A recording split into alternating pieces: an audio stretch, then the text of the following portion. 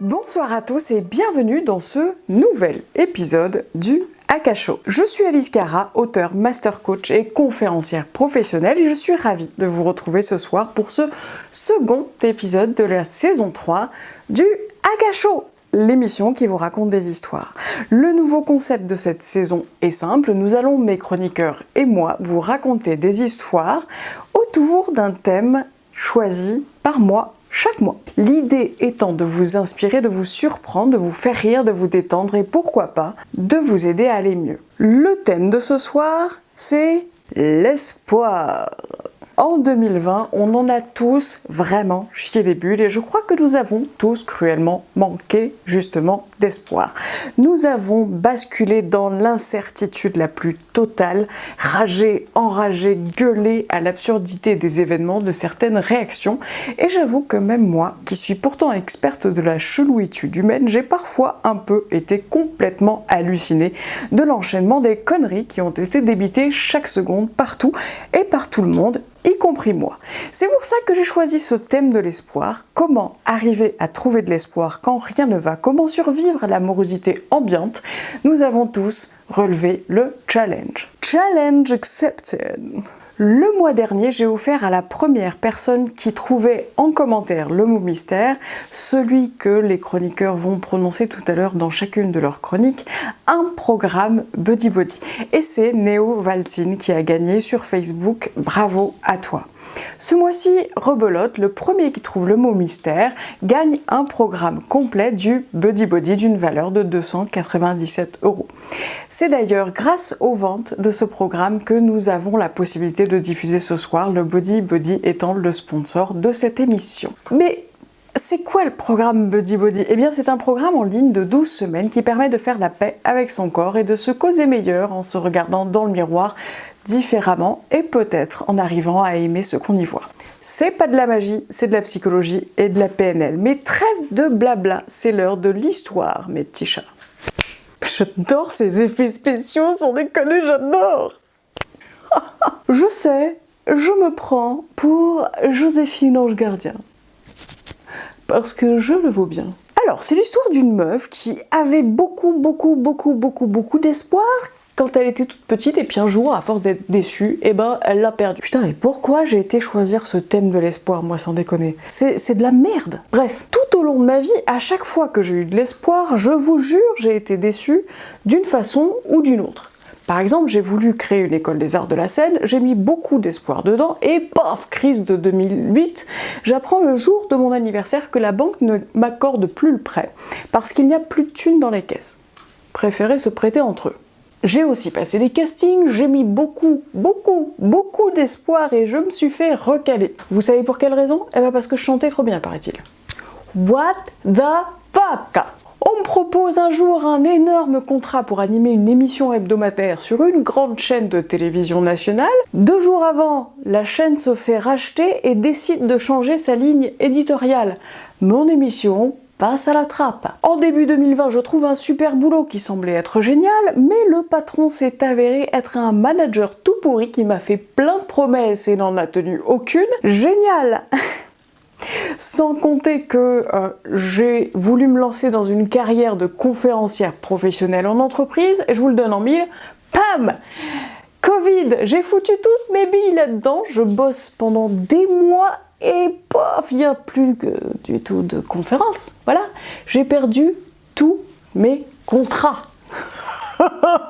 C'est tellement bien. Je suis concrètement au chômage technique et, cerise sur le gâteau, j'ai sorti un bouquin. Juste avant que les librairies ferment toutes complètement et que ce soit la guerre dans les supermarchés. Génial! J'ai une carrière à zéro. Mon bouquin s'est pas vendu à moitié, c'est la grosse merde, et franchement, 2020, voilà. Donc tout ça pour vous dire que parfois, l'espoir, ça suffit pas des masses. On a beau croire plein fort en un truc, et pouf, ça n'arrive pas, et même que des fois, un pigeon peut en profiter pour nous chier sur la gueule. Comment vous voulez que je croie encore en l'espoir, sans déconner? Alors je vous rassure, je ne suis pas blasée, j'adore la vie et je suis parfaitement capable de voir le positif dans absolument tout. Je vous parle juste d'espoir. Tout au long de cette année, j'ai eu largement le temps de réfléchir et j'en suis venue à la conclusion que on peut parfois avoir beaucoup d'espoir si l'espoir on lui donne pas un petit coup de main, si on l'aide pas un tantinet et on l'aide en ayant confiance en soi, eh bien l'espoir il servira à que dalle. J'ai attendu très longtemps qu'un événement ou une personne extérieure vienne me filer un coup de main et chaque fois que ça s'est présenté, eh ben ça s'est cassé la gueule malgré tout l'espoir que j'avais placé là-dedans. L'espoir pour beaucoup c'est un petit peu comme faire des plans sur la comète, suivre l'étoile du Nord, la fixer de loin et laisser le reste au petit bonheur la chance. Sauf que quand vous montrez les étoiles à un con, eh ben le con, il regarde le bout de votre doigt. Et si croire en une étoile ou mettre de l'espoir dans quelque chose qui est plus grand que nous, c'était pas une façon de nous oublier nous-mêmes. Parce que ce nous-mêmes, il nous semble un peu trop petit pour mériter d'espérer. Et si ce plus grand que nous, finalement, il se trouvait tout simplement à l'intérieur de nous-mêmes? Et si, j'aime bien les ici aujourd'hui, et si ce plus grand que nous, c'était juste nous? On attend souvent le tout dernier moment pour prier, pour demander de l'aide, pour refaire naître l'espoir. Et je pense qu'il est temps de croire en nous, de croire en nos talents, en nos capacités et de garder espoir en tout ce que l'on est capable d'accomplir. L'espoir sans action, c'est rien finalement. Faut se servir de nos petits doigts pour viser les étoiles. Et peut-être se vautrer dans la Voie lactée. Il y aura toujours des merdes qui vont nous arriver et même toujours des trucs qui vont tomber à l'eau. Il y aura peut-être même toujours un pigeon qui sera là pour nous chier sur la gueule. Mais si on continue de persévérer et de viser un peu plus haut, un peu plus loin, jusqu'à une galaxie lointaine, très très lointaine, eh ben sur un malentendu, peut-être que ça peut marcher. Le message de la princesse Leia a bien réussi à arriver jusqu'à Obi-Wan Kenobi après tout. Extra vidéo ? Au secours, Obi-Wan Kenobi. Vous êtes mon seul espoir. J'ai réussi à placer Star Wars. Ça laisse pas mal d'espoir en l'humanité. Moi je dis ça, je dis rien. Donc juste avant de recevoir mes chroniqueurs, pensez à ceci. Un oiseau n'attend pas que l'arbre s'envole pour visiter les nuages. Il apprend tout simplement à voler. Tout est possible si on croit en nous et qu'on garde espoir en notre puissance intérieure. On se relève et on s'envole vers l'infini et au-delà. J'espère que cette histoire vous a plu. Et si on faisait venir les chroniqueurs? Ça vous dit? Ils sont pas beaux? Ils se sont fait tout beaux, tout mignons, vous les voyez là à l'écran. Je suis ravie de les retrouver pour cette nouvelle émission du Akasho qui, je vous le rappelle, a pour thème l'espoir. Et croyez-moi, ils vous ont préparé des histoires assez sympathiques. Il va y avoir de tout. Ils ont carte blanche et j'ai très très hâte d'entendre ce qu'ils ont à vous raconter sur ce thème pas piqué des hannetons pour 2021. On accueille tout de suite Dorothée Marty, qui est endothérapeute et qui s'occupe des personnes qui sont atteintes d'endométriose, comme c'est le cas pour elle, et elle les aide à mieux gérer au quotidien cette maladie qui est, il faut le dire, assez pourrie. Bonsoir Dorothée. Bonsoir Alice, bonsoir à tous. J'espère que vous allez bien. Je vous souhaite une merveilleuse année 2021. Alors, on a fait le réveillon entre filles. Dorothée était là avec Malou, avec Natacha aussi. Et on s'est bien marré. Vous avez dû voir traîner des petites photos sur les réseaux sociaux. Les autres n'étaient pas loin non plus parce qu'on les avait un petit peu au téléphone ou par SMS. Et je sais que chacun a passé de très, très belles fêtes. Et j'espère que vous aussi, les chéris. Alors, Dorothée, à toi de nous raconter ta petite histoire sur l'espoir. Alors, l'espoir pour moi, tu sais, j'aime pas. J'aime pas ce mot-là en fait. Oh Non, j'aime pas. J'aime pas. Il m'énerve ce mot, j'aime pas. Et tu sais pourquoi? Je vais t'expliquer pourquoi je n'aime pas le mot espoir.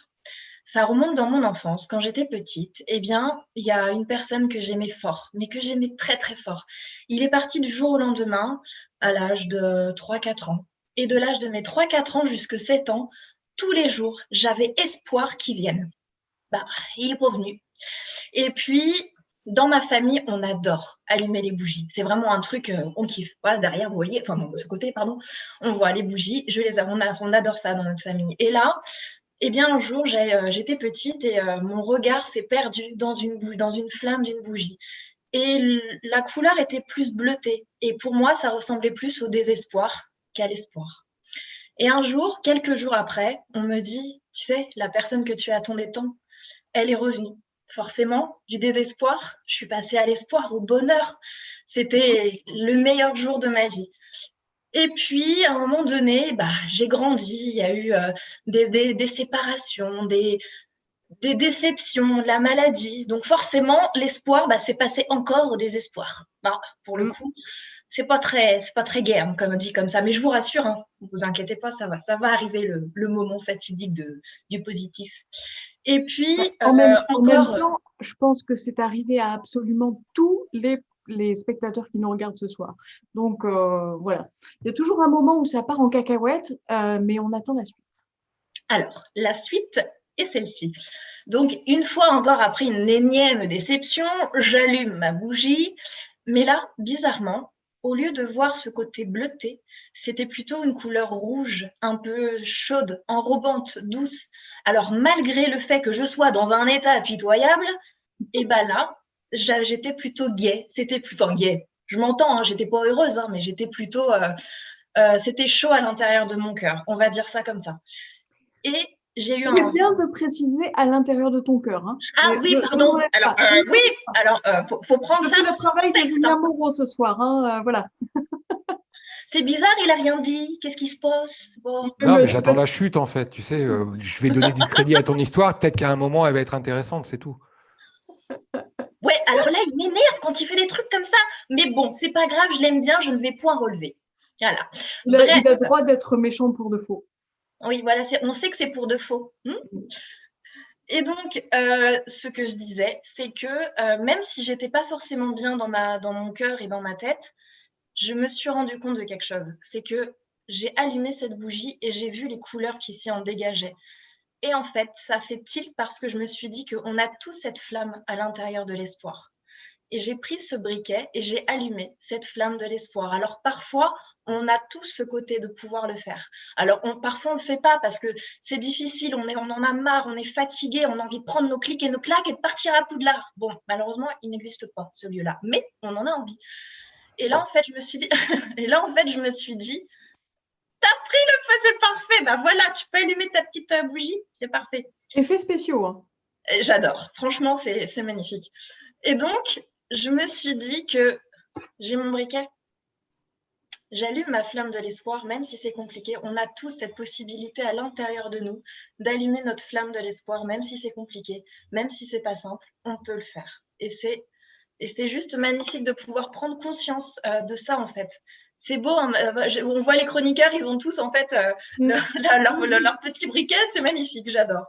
Et du coup, la morale de cette histoire, c'est que même si c'est compliqué, même si parfois on n'en a pas envie et que c'est difficile de pouvoir allumer notre flamme de l'espoir, elle est là en fait, elle est à l'intérieur de nous. Et c'est pour ça en fait que j'associe l'espoir à la flamme d'une bougie. Et je vais terminer donc cette histoire par une citation, mais bien évidemment, vu que j'ai un petit bug technique, bah du coup, je peux pas voir la citation.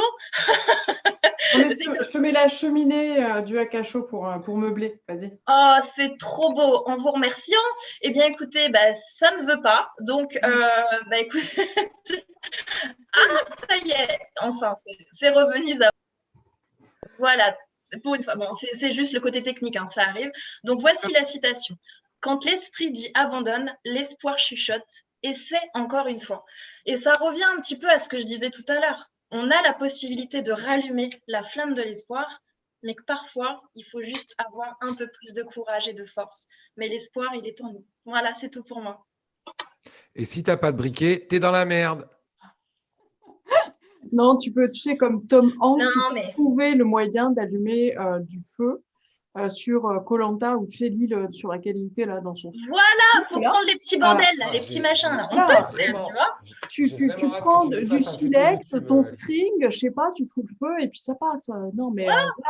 Même T'as si dit tu quoi, vas Julien? mettre 3 jours avant de rallumer ton espèce de feu pour faire cuire ton poisson, tu y arrives. Sinon, bah, tu manges des sushis. Tu vas Eh pas ben, les j'ai mangé sushi.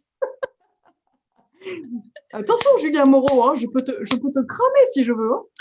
Non, moi j'ai dit que j'avais hâte que tu nous fasses un tuto YouTube sur l'allumage de feu sur une île, Alice. Écoute, je vais y réfléchir. Peut-être en 2023, on ne sait jamais. C'est Un dans ce tuto cas, c'est dans ce YouTube cas. ou un tutu YouTube? Un tutu YouTube. Un tuto tutu Un tutu YouTube. Alors, Dorothée, j'ai bien envie quand même de te cuisiner un petit peu. C'est quand la dernière fois que tu as rallumé l'espoir? La dernière fois que j'ai rallumé l'espoir, bah écoute, je vais te dire un truc qui m'est arrivé il y a pas très longtemps. Enfin, c'est pas très longtemps que ça m'est arrivé. Quand je suis allée voir mon chirurgien, qui m'a dit je dois vous opérer et pour la 5e fois. Et ben, forcément, tu t'attends pas à ce genre de choses-là. Et puis il te dit mais ça pourra peut-être éventuellement vous enlever certaines douleurs. Et donc là, j'ai rallumé la flamme de l'espoir parce que je me suis dit qu'il y avait une possibilité, il y avait un tout petit espoir que j'ai moins mal. Et c'est là où j'ai rallumé ma flamme de l'espoir. Et est-ce que ça t'a fait du bien? Bah, sur le coup, ouais, ça m'a fait du bien. Moi, il y a des jours, je l'allume, mais ça ne fonctionne point. Mais je me dis que au final, même si on l'allume et que ça ne fonctionne pas, en fait, on essaye de l'allumer et du coup, ça génère en nous bah, justement le fait de pouvoir y croire et que la flamme, on l'entretient en fait. Et c'est plus on l'allume, plus on l'entretient et plus l'espoir pourra être beaucoup plus présent dans notre vie. Donc, d'après toi, juste le fait d'allumer l'espoir, ça nous fait du bien? Ouais. Rien que de penser à se dire je vais allumer cette flamme, je sais que ça va me faire du bien. Et le fait de l'alimenter, cette flamme de l'espoir, est-ce que ça te fait du bien aussi? Mais oui, ça fait du bien. Justement, en fait, c'est ce côté, justement, je reprends la symbolique de la flamme, c'est ce côté chaleureux, en fait, qui fait en sorte de pouvoir l'alimenter encore plus. Plus on l'alimente, plus on essaye de l'allumer de temps en temps, le côté chaleureux va faire en sorte de la faire grandir un peu plus, en fait. Et justement, ça fait encore plus de bien. Donc, ça fait tout chaud doudou à l'intérieur, c'est ça que tu veux nous dire? Voilà, c'est exactement ça. Alors, même si le mot en soi, je l'aimais plus, là, je l'aime un peu plus. Ce mignon, regarde, Nelson, il a les oreilles qui s'agitent tellement il trouve ça. Oh, il est tout mignon, Nelson, je l'aime bien. Tu lui fais des câlins pour moi. Bah écoute, merci Dorothée, je te remercie vraiment pour cette petite histoire très cute parce que je sais qu'elle est, même si tu n'as pas cité de nom, etc., très personnelle finalement. Ouais, Donc merci de t'être montrée sous cet angle-là et sous ta vulnérabilité. Je te donne rendez-vous le mois prochain? oui, au mois prochain, je vous embrasse tous bien fort. À très bientôt, prenez soin de vous. Avec plaisir. Il est l'heure maintenant de donner la parole à Malou Moulis. Salut Malou, l'artistologue qui nous apprend à être des artistes dans nos quotidiens, dans nos vies. Oh oui, il est partout, il est partout. Professionnel dans notre façon de nous exprimer et notre façon de vivre. Comment vas-tu? Mais je vais très bien, merci. Et toi? Bah écoute, je pète la forme. On a passé un super réveillon ensemble. Ouais, C'est bien c'était marré. chouette. Tu nous as fait une danse collector que j'ai Ouais. partagée sur TikTok pour ceux qui veulent Ceux qui aller ne voir. l'ont pas vu ont raté beaucoup de choses. Voilà, Alice Cara sur TikTok ou Malou Moulis, vous verrez, vous allez vous marrer. Quelle histoire as-tu pour nous ce soir? Alors moi, j'avais envie de vous raconter une histoire assez folle qui montre la nuance extrêmement fine qu'il peut y avoir entre l'espoir et la foi. En 2004, j'étais hôtesse de l'air et lors d'une escale à Abidjan, mon œil droit a commencé à me gratouiller et un liquide purulent s'est mis à couler. C'est absolument dégueulasse, mais je n'étais pas très inquiète puisque je pensais simplement à une conjonctivite. Et dès mon retour, j'ai tranquillement pris Purulent, rendez-vous. excuse-moi, mais purulent, Oui, mais conjonctivite, si, des fois tu te dis, bon, c'est peut-être une conjonctivite infectieuse parce que ça arrive aussi. Et en fait, en allant chez mon ophtalmo, c'était pas du tout une conjonctivite, c'était une kératite infectieuse. Alors la kératite Quésaco, c'est une forte irritation de la cornée qui donne une sensation un petit peu que tu as une plage de sable entièrement sous la paupière, très agréable. Et en plus, tu ressembles un petit peu à un zombie parce que ton œil est carrément rouge, injecté de sang. C'est absolument dégoûtant. Bref. Kératite, tu dis, parce que Ouais. pour moi, c'était comme se mettre du shampoing à la kératine, tu sais, dans les yeux. Non, c'est pas ça. Attends, pour moi. J'aurais préféré. Défi, hein. J'aurais préféré. Donc, rien d'inquiétant, tu vois, c'est une maladie connue, il n'y a pas de souci. Il m'a juste précisé de surveiller, il m'a donné 2 produits pour un traitement sur 10 jours, en pensant que ça allait guérir. Eh ben non, c'est une longue et périlleuse course contre la montre qui s'est avérée parce que cette maladie allait m'amener dans un cauchemar dont je me serais franchement bien passée. Au bout de quelques jours de traitement, en fait, j'ai été prise de migraines atroces derrière l'œil et ça me faisait comme l'impression qu'on me l'arrachait. Et le truc pas cool, c'est qu'en plus, je n'y voyais franchement plus rien de l'œil droit. Donc rebelote 10 de der, je repars chez l'ophtalmo qui reste perplexe, qui n'a jamais vu ça et qui découvre une tension forte oculaire dans mon œil et une perte de la vision, puisque je suis passée de 10-10 à 2 dixièmes sur l'œil droit en 15 jours Ouais, à c'est peine. costaud, costaud, Ouais. costaud, costaud. Donc il me conseille de prendre urgemment rendez-vous à l'hôpital des 15-20, l'hôpital de Paris, grand spécialiste européen de l'œil et dont la renommée n'est clairement plus à faire. Et je vois un spécialiste qui fait le même constat, il comprend rien, il décide donc de tester plusieurs traitements. Moi, je lâche rien, je garde espoir. Oui, oui, moi je suis comme ça. Mm. Pendant 6 mois, toutes les 3 semaines, donc j'ai été dans cet hôpital pour faire des examens, comparer les résultats, des traitements et aucune amélioration. Il ne comprenait pas, à chaque fois mon œil faisait de la tension. Mais à chaque fois, je ressortais avec quand même mon petit cache hyper sexy, Mm. mon petit cache de pirate. Et je partais en vol, il faut le savoir, comme une hôtesse du jamais vu. L'hôtesse à moitié maquillée, œil démaquillé, œil maquillé. Super, tu perds tout ton sex appeal, je tiens à le dire. Mais bon, magnifique, je garde espoir, je garde espoir. Alors je rigole, mais franchement, je me serais bien quand même passée de toute cette histoire parce que au bout de 6 mois, aucun résultat probant, un œil en vrac, gonflé, un début de glaucome qui se dessinait, donc la probabilité de perdre mon œil droit, la vue totale, et par la même occasion ma licence de vol et mon métier. Ah oui. Bon, je garde espoir, je commence à m'inquiéter quand même. Et comme personne ne trouvait rien et que j'ai tendance quand même à être positive, à garder espoir en ratissant plus large que les spécialistes pour trouver des solutions, je ne me suis pas démontée et j'ai tout essayé. Pendant 1 an et demi, ça a duré l'histoire, et j'ai écrit un dossier comme ça, épais, pour noter toutes les réactions de mon œil en fonction des produits testés. J'ai aussi inscrit mes propres recherches concernant la psychologie, parce qu'en fait, j'ai cherché partout à savoir quelle était la signification possible, tu vois, que mon œil m'envoyait comme message. Et qu'est-ce que je ne voulais pas voir surtout? J'ai testé même du jus de citron pur dans l'œil. Ça fait mal, hein, pour virer tout l'aspect purulent, mais ça n'a pas marché. Ouais. Et je cherchais des solutions dans tous les sens. J'ai même été voir un guérisseur de renom qui a réussi à déceler une légère fêlure et qui m'a dit que c'était complètement normal que mon œil guérissait pas puisque ici, il y a la fêlure, en fait, tu mets du produit et puis ça se réinfecte, enfin, ça fait un cercle vicieux. Ce à quoi j'en ai parlé aux spécialistes, les spécialistes ont écouté quand même, hein. Bon, malgré leur manque de congruence, je trouve, mais pas de solution, toujours pas de solution. Ils ont vérifié, effectivement, j'avais l'œil fêlé. Pas que l'œil d'ailleurs, mais pas de solution. Donc après 1 an et demi, j'étais épuisée forcément et l'espoir s'était transformé en lâcher prise total. J'en pouvais plus, je ne savais plus, j'étais perdue jusqu'au jour où je croise un ami pilote qui me donne le numéro d'un ostéopathe qui faisait aussi de la médecine chinoise. Et ce monsieur, ce qui était intéressant, ce qui m'a donné un peu la puce à l'oreille, c'est qu'il prenait 50 € la séance et que si tu ne guérissais pas, toutes les autres séances étaient gratuites. Et j'ai trouvé ça fantastique. En même temps, j'avais rien à perdre, sauf mon œil. J'ai envie de te dire, j'ai tout essayé. Donc, allons-y. Et donc, après 1 an et demi de calvaire, dis-toi, la séance a duré 15 minutes. Il m'a fait craquer la 3e vertèbre et il m'a fait des trucs bizarres comme ça sur les bras. Et il m'a dit que j'allais dormir pendant 15 jours, les prochains jours, là, comme un gros bébé et que ça serait juste un vieux cauchemar. Et bien, c'est exactement ce qui s'est passé. Et de ce jour, j'ai été guérie.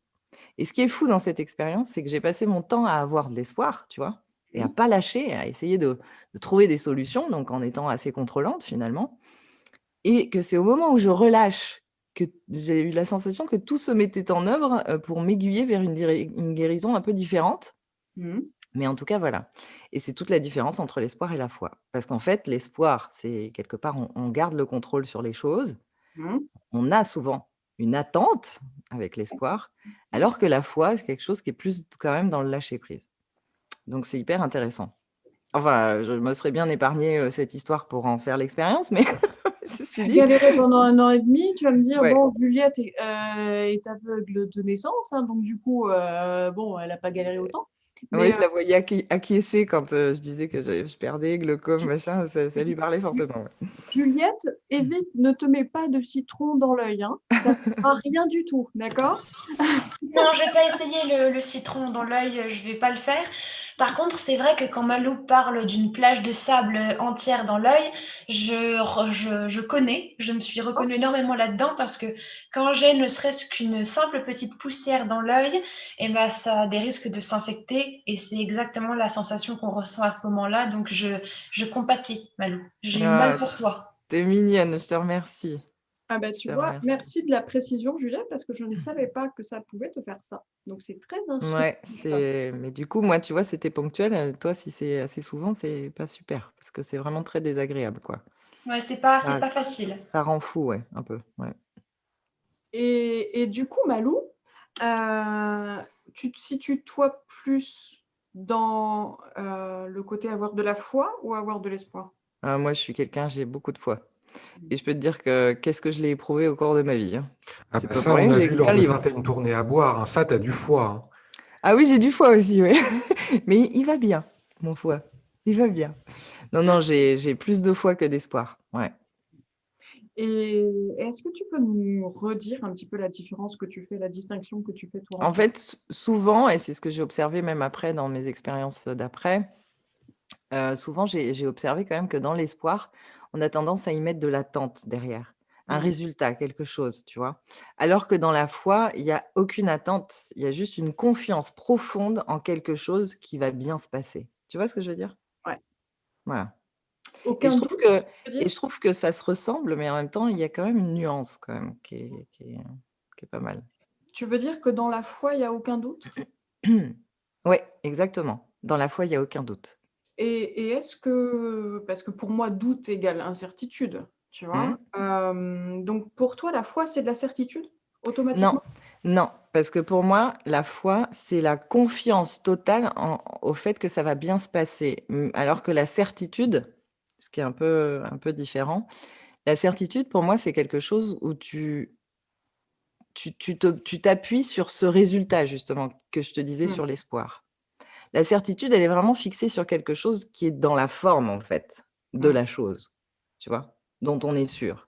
Alors que la foi, on ne sait pas où on va, on ne sait pas la forme que ça va prendre, mais on sait que ça se passera bien, voilà. Après, D'accord. Mmh. tu vois? C'est ça.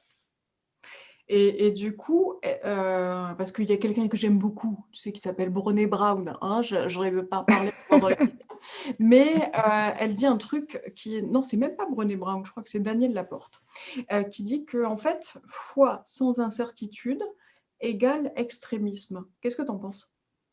Alors attends, foi sans incertitude? Ouais. La foi, Ah oui, non, mais parce que oui, oui, parce qu'en fait, il y a une notion d'expérimentation. De mmh, toute façon, moi, j'ai expérimenté ma foi sur de multiples formes, dans de multiples aspects et je trouve que c'est ça qui est intéressant et c'est ce qui te permet aussi de ratisser et d'explorer le monde et de l'élargir, en tout cas, dans ta vision des choses. mmh. Donc de la foi aussi, tu vois? Mais là, c'est plus un aspect de religion. Auquel cas, tu crois à quelque chose, donc là, c'est plus de l'ordre de la croyance, même au-delà de la foi. Tu vois Mmh. ce que je veux dire? La foi, ça n'engage rien. Il y a pas, alors que la croyance, justement basée sur, l'incertitude et croire quelque chose, à fond, c'est quand même un peu plus dangereux quand même. La foi, ça n'engage que toi, hein. Ouais, mais j'aime justement beaucoup cette différence que tu notes entre les 2 parce que pour moi, justement, elle est importante. Mmh. Donc voilà, merci beaucoup Malou. Eh ben, merci ma belle. Je te fais des gros Ça va mieux bisous. maintenant? Tu vois bien? Eh bien, écoute, mon œil quand même me renvoie un peu des petits pics de tension quand je reste trop sur l'ordinateur et que je suis un peu fatiguée. Je trouble la vision, je perds en vision à droite quand même. Mais Mais tu arrives à fermer l'œil comme ça. je fais du travail, ouais, oculaire justement, je le muscle. Comment muscler un œil? C'est très bizarre. Non, non, mais tu sais que j'ai été, quand j'étais toute petite, faire de la musculation des yeux et on Oui? pouvait mettre, dans un appareil, en fait, il fallait mettre le petit oiseau dans la petite cage. Je trouvais ça absolument dégueulasse de mettre les oiseaux en cage alors que je voulais juste les faire. J'ai fait J'adore. péter un câble à la meuf, mais bon, c'est et mais du coup, je suis, très forte à un louchage, tu À vois? loucher, bah, tu Voilà. m'étonnes. Mais oui, mais c'est vrai que le travail oculaire est super important pour récupérer de la vue, en tout cas. Tout à fait. Et contrairement à ce que vous disent vos parents, les enfants qui nous regardent, vous ne pouvez pas rester à loucher toute votre vie, d'accord? Vous pouvez loucher comme Ah vous oui, voulez, c'est vous vrai. ne resterez pas figé comme ça. Vos parents vous disent des bêtises, d'accord? Donc voilà, c'était juste pour libérer quelque chose de mon enfance. Tu Euh, m'étonnes. Mais J'y je crois que tu as tenais libéré beaucoup de particulièrement. choses. Tu as libéré beaucoup de choses, du coup, pour tout le monde. Oui, tout à fait.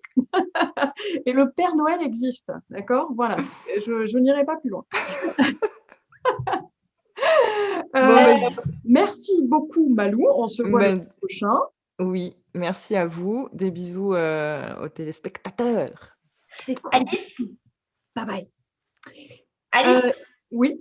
si je puis me permettre, moi j'ai jamais eu de problème de louchage dans mon enfance. Est-ce que c'est grave? Non, mais toi, en fait, c'est dès que tu es sortie, ta mère, elle a dit regarde pas! Parce qu'il y avait des trucs à pas voir et du coup, tu as tellement bien écouté que tu n'as pas regardé, quoi. Je suis sûre qu'il y a un truc comme ça dans ton histoire. J'essaierai de percer peut-être le mystère un jour. Je ne sais pas. Je dis n'importe quoi, hein, on est d'accord, hein, mais comme d'habitude, c'est Non, la ça vie. c'est pas. C'est pas grave, c'est louche. Ouais, je suis louche comme meuf. Alors, il est temps de recevoir deux grands conférenciers, éminents conférenciers. J'ai nommé Fred Claveau et Sandra Dartevel, qui sont aussi tous les deux master coach et qui interviennent tant dans le milieu professionnel que un tout petit peu perso. Mais en tout cas, pour avoir testé les services des deux, ils sont très doués. Et tout au long de cette saison, ils ont prévu de nous raconter des petites histoires sous teintées de fil rouge, avec en fond de commerce, hein, c'est n'importe quoi ce que je dis, mais en fond d'histoire, leur amitié homme-femme qu'ils ont mis des années et des années à nourrir. Comment allez-vous les chéris? Ça va bien. Un fonds de commerce sur l'amitié, c'est ça? Voilà, voilà, On a c'est inventé la n'importe quoi. prostitution amicale, le proxénétisme amical. Voilà, tout en sachant que vous êtes les deux derniers à ne pas avoir eu, avec Julien Moreau, autant pour moi, vos Pyrénéens. Parce que j'ai fourni, comme on l'avait dit, Juliette avait marchandé des Pyrénéens pour vous en tant que chroniqueurs tous. Et donc, Juliette les a eus quand elle est venue à la maison et les filles les ont eus le week-end dernier. Donc, du coup, il manque vous. Donc, voilà. Peut-être qu'à un moment donné, si vous êtes sage, vous aurez vous aussi vos Pyrénéens. Moi, Voilà. tu peux les garder, les Pyrénéens, j'ai eu vachement mieux quand même. Ouais, toi, tu as eu un cadeau de Noël en plus. Il a eu un Deadpool là, qui tient. Qu'est-ce que tu lui as fait tenir à ton Deadpool? Un petit couteau. Il fait peur, le gars. Il fait très, très peur. C'est logiquement un truc pour tenir une manette de PlayStation, hein, mais si un couteau, c'est. J'ai peur. J'ai peur de ce mec. Un couteau de chasse, c'est bien aussi. Zappez-le en régie. Zap. Ça marche vachement bien quand je fais comme ça, tu vois, ça zappe direct. Alors, je vous écoute pour votre petite histoire à propos d'espoir, les chéris. Avant qu'on commence la chronique, je voulais rebondir sur ce qui avait été fait parce qu'il y a quand même deux choses. Tom Hanks, il a mis 4 ans pour allumer son feu déjà. 4 ans sur l'île? Alors, ben, il y est resté 7 ans sur l'île, si je me souviens bien, et il a mis un paquet de temps avant d'arriver à allumer du feu. Écoute, je regarderai le film et on vous dira dans C'est les quand même, commentaires pendant le c'est quand live même bien combien vérité. de temps il a fait pour mettre Tom Hanks parce que du coup ça m'intrigue. Et l'autre truc qui m'a amusé, c'est enfin qui m'a amusé, avec l'histoire pas rigolote, tout le monde le vive de Malou, mais quand même sur la gym, c'est un peu suisse comme méthode, tu sais, lever, baisser, lever, baisser. Bon, maintenant on va muscler l'autre paupière. Bon, ça c'était pour les petites blagues. On attaque la chronique alors? T'es là, Sandra? Allez, c'est parti. C'est parti. C'est pour ça que j'ai donné les blagues à Julien Moreau, tu vois? Ah, eh ben oui, mais je les place quand même, c'est comme ça. Je peux m'empêcher. Allez, C'est ça pas va de ma aller. faute si tu Elle est les mignonne. comprends pas.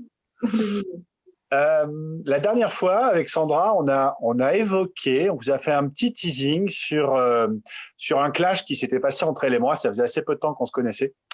Et on avait décidé de vous en parler plus tard dans la saison. Mais cette anecdote, elle colle tellement avec le thème de la soirée que du coup, on va vous en parler ce soir. Bien. Alors, c'est Sandra qui va commencer à vous raconter l'histoire. Ça s'est passé, on était ensemble sur une masterclass d'une formation de coaching. exact. Et voilà. Et on se connaissait depuis très peu de temps. Ouais.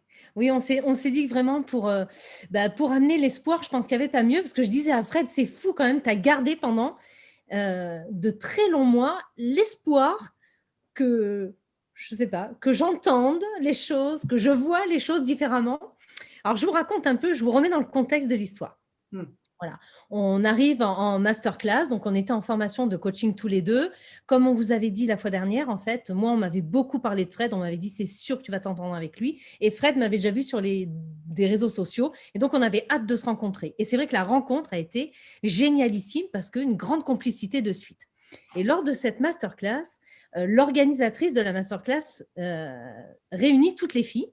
Et elle dit, voilà, grand défi demain, vous venez toutes en robe ou en jupe, collant et talons. Donc là, heureusement que je n'ai pas fait cette formation de coaching. Voilà, j'ai essayé de résister. Oh, j'ai dit, oh, non, moi, de toute façon, moi, je ne suis pas une vraie fille, donc je ne compte pas. On m'a dit, si, tu es une vraie fille. Je dis, non. Je dis, non, je ne suis pas une vraie fille. Moi, je viens du BTP, moi. Donc, non. Et on m'a dit, si, en fait, non, il faut jouer le jeu, Sandra. Tout le monde va être en robe et en jupe. Talons, tu as l'habitude. Donc, allez, on compte sur toi. Alors, je me dis, pour ne pas être à part, puis pour ne pas être montré du doigt, je vais jouer le jeu et je vais me mettre en robe et en talons. Et j'arrive le matin en robe et en talons. Ça a été difficile comme épreuve, mais je rentre dans la salle et là, il y a des waouh, oh, et j'entends des oh, mais t'es bonne. Je fais oh putain. Et donc, c'est le choc. C'est le choc total. Donc, des compliments, des choses comme ça. Et je suis vraiment à la limite de la vexation. Et je me casse au fond de la salle, pas bien du tout. Et je vais m'asseoir à côté de Fred et il me dit, t'es vraiment une belle femme. Et c'est le début du clash. C'est le début du clash parce que je me suis dit, non, quoi, pas Fred. On avait cette complicité, cet amusement. Nous, notre relation, elle était basée sur le partage des rires et tout ça. C'était du copain-copain. C'est pas, voilà, moi, ce qui m'arrangeait, ce qui me mettait dans mon confort, c'était qu'on me voit comme un pote, comme un copain, et non pas comme une femme. Et là, habillée comme ça, mon armure que j'avais mis tant d'années à construire pour me protéger, et puis traverser les chantiers, le BTP, tout ça, sans jamais rien susciter, et bien là, tu vois, patatras. Et Fred qui me regardait, qui me dit, putain, mais t'es vraiment une belle femme, hein.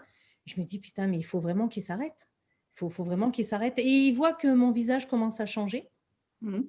Et parce qu'on vous l'a dit la fois dernière, nous, notre relation, elle était basée sur la non-attirance, la personne en danger. L'antipathie physique, tu t'en souviens? Moche, quoi. Et moche, ça m'allait bien, moi. Vaut mieux être belle et rebelle que moche et remoche, tu vois. Tant pis. Moi, moche et remoche, ça m'allait bien. Et voilà, ça a commencé vraiment à me vriller. Je me suis dit, merde, c'est tout ce que je ne veux pas, en fait. Je ne veux surtout pas susciter de l'attirance physique, surtout pas. Qu'on soit copain avec moi pour rigoler et puis pour discuter un petit peu de cerveau à cerveau, oui, mais surtout pas pour le physique. Et comme, tu vois, Alice, je te l'ai dit, puis à toi, j'en ai déjà parlé de ça. On a parlé d'armure, toutes les deux. À force d'avoir construit cette armure, moi, je n'avais pas les codes homme-femme. C'est ce jour-là que tu as réalisé que tu étais une vraie femme. Intéressant. C'est pour ça que je t'entends toujours dire ah non, mais moi, je ne suis pas une vraie fille. Tout le temps, tu disais ça. Elle le dit encore. Hein. Elle le dit encore. C'est pas encore tout à fait guéri. Oui, mais elle n'y croit plus maintenant. Ouais, c'était compliqué. Mais par contre, voilà, à partir de là, je te dis, j'ai vraiment mal pris les choses parce que j'ai eu l'impression qu'il y avait crotte. La complicité qu'on avait en tant que copain, c'était plus ça. Et ça relevait, je sais pas, d'une forme de séduction et ça ne me plaisait pas du tout. Et donc, j'ai dit à Fred, écoute, je veux plus t'entendre. Je veux plus que tu me parles. Voilà, déjà. Et surtout, je ne veux plus t'entendre. Alors, les mots belle, machin, femme, fille, tout ça, voilà. Et ça a vraiment clashé parce qu'il est revenu à la charge. Ouais. J'ai bien compris que j'avais fait une boulette. Et parce que je suis revenu à la charge, comme tu dis. Donc, du coup, la boulette est devenue une assiette de falafel, tellement j'ai chargé la mule, comme dirait l'autre. Ah oui, mais ça a duré des mois. J'en pouvais plus, en fait. Hein. À chaque fois, il me disait, mais vraiment, tu es une belle femme. Est-ce que tu as conscience que tu es une belle femme? Et au final, j'ai dit, écoute, tu sais quoi, je pense qu'on va vraiment cesser de se parler, définitivement. Je ne veux plus que tu m'adresses la parole. Et j'ai coupé, mais vraiment, j'ai coupé net les ponts avec lui parce que je me disais, c'est merde, quoi. C'est pas du tout, c'est pas du tout ce que je voulais. Et c'est pas ce que je croyais.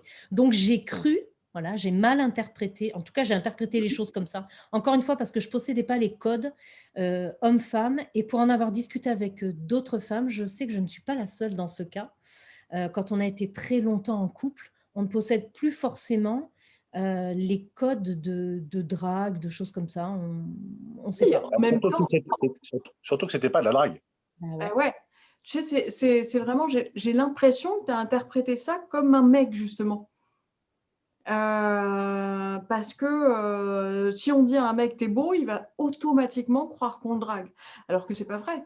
En tant que meuf, moi je peux trouver une femme extrêmement belle, mais n'avoir aucun désir physique pour elle, ou ne pas avoir envie de la draguer, tu vois. C'est l'amalgame que l'on fait justement avec. C'est en plus hyper à la mode, entre gros guillemets, hein, avec le harcèlement de rue, etc. Alors bien sûr, l'expression t'es bonne, c'est pas top du tout, mais l'expression t'es belle, tu vois, n'est pas forcément connotée sexuellement. Donc c'est extrêmement intéressant que toi tu aies justement fait l'amalgame au travers d'une relation homme-femme. Et je sais pour te l'avoir dit aussi, parce que moi j'ai fait la boutade entre guillemets d'avoir dit mais Sandra t'es sexy, assume ta sexitude, et t'as failli me taper aussi.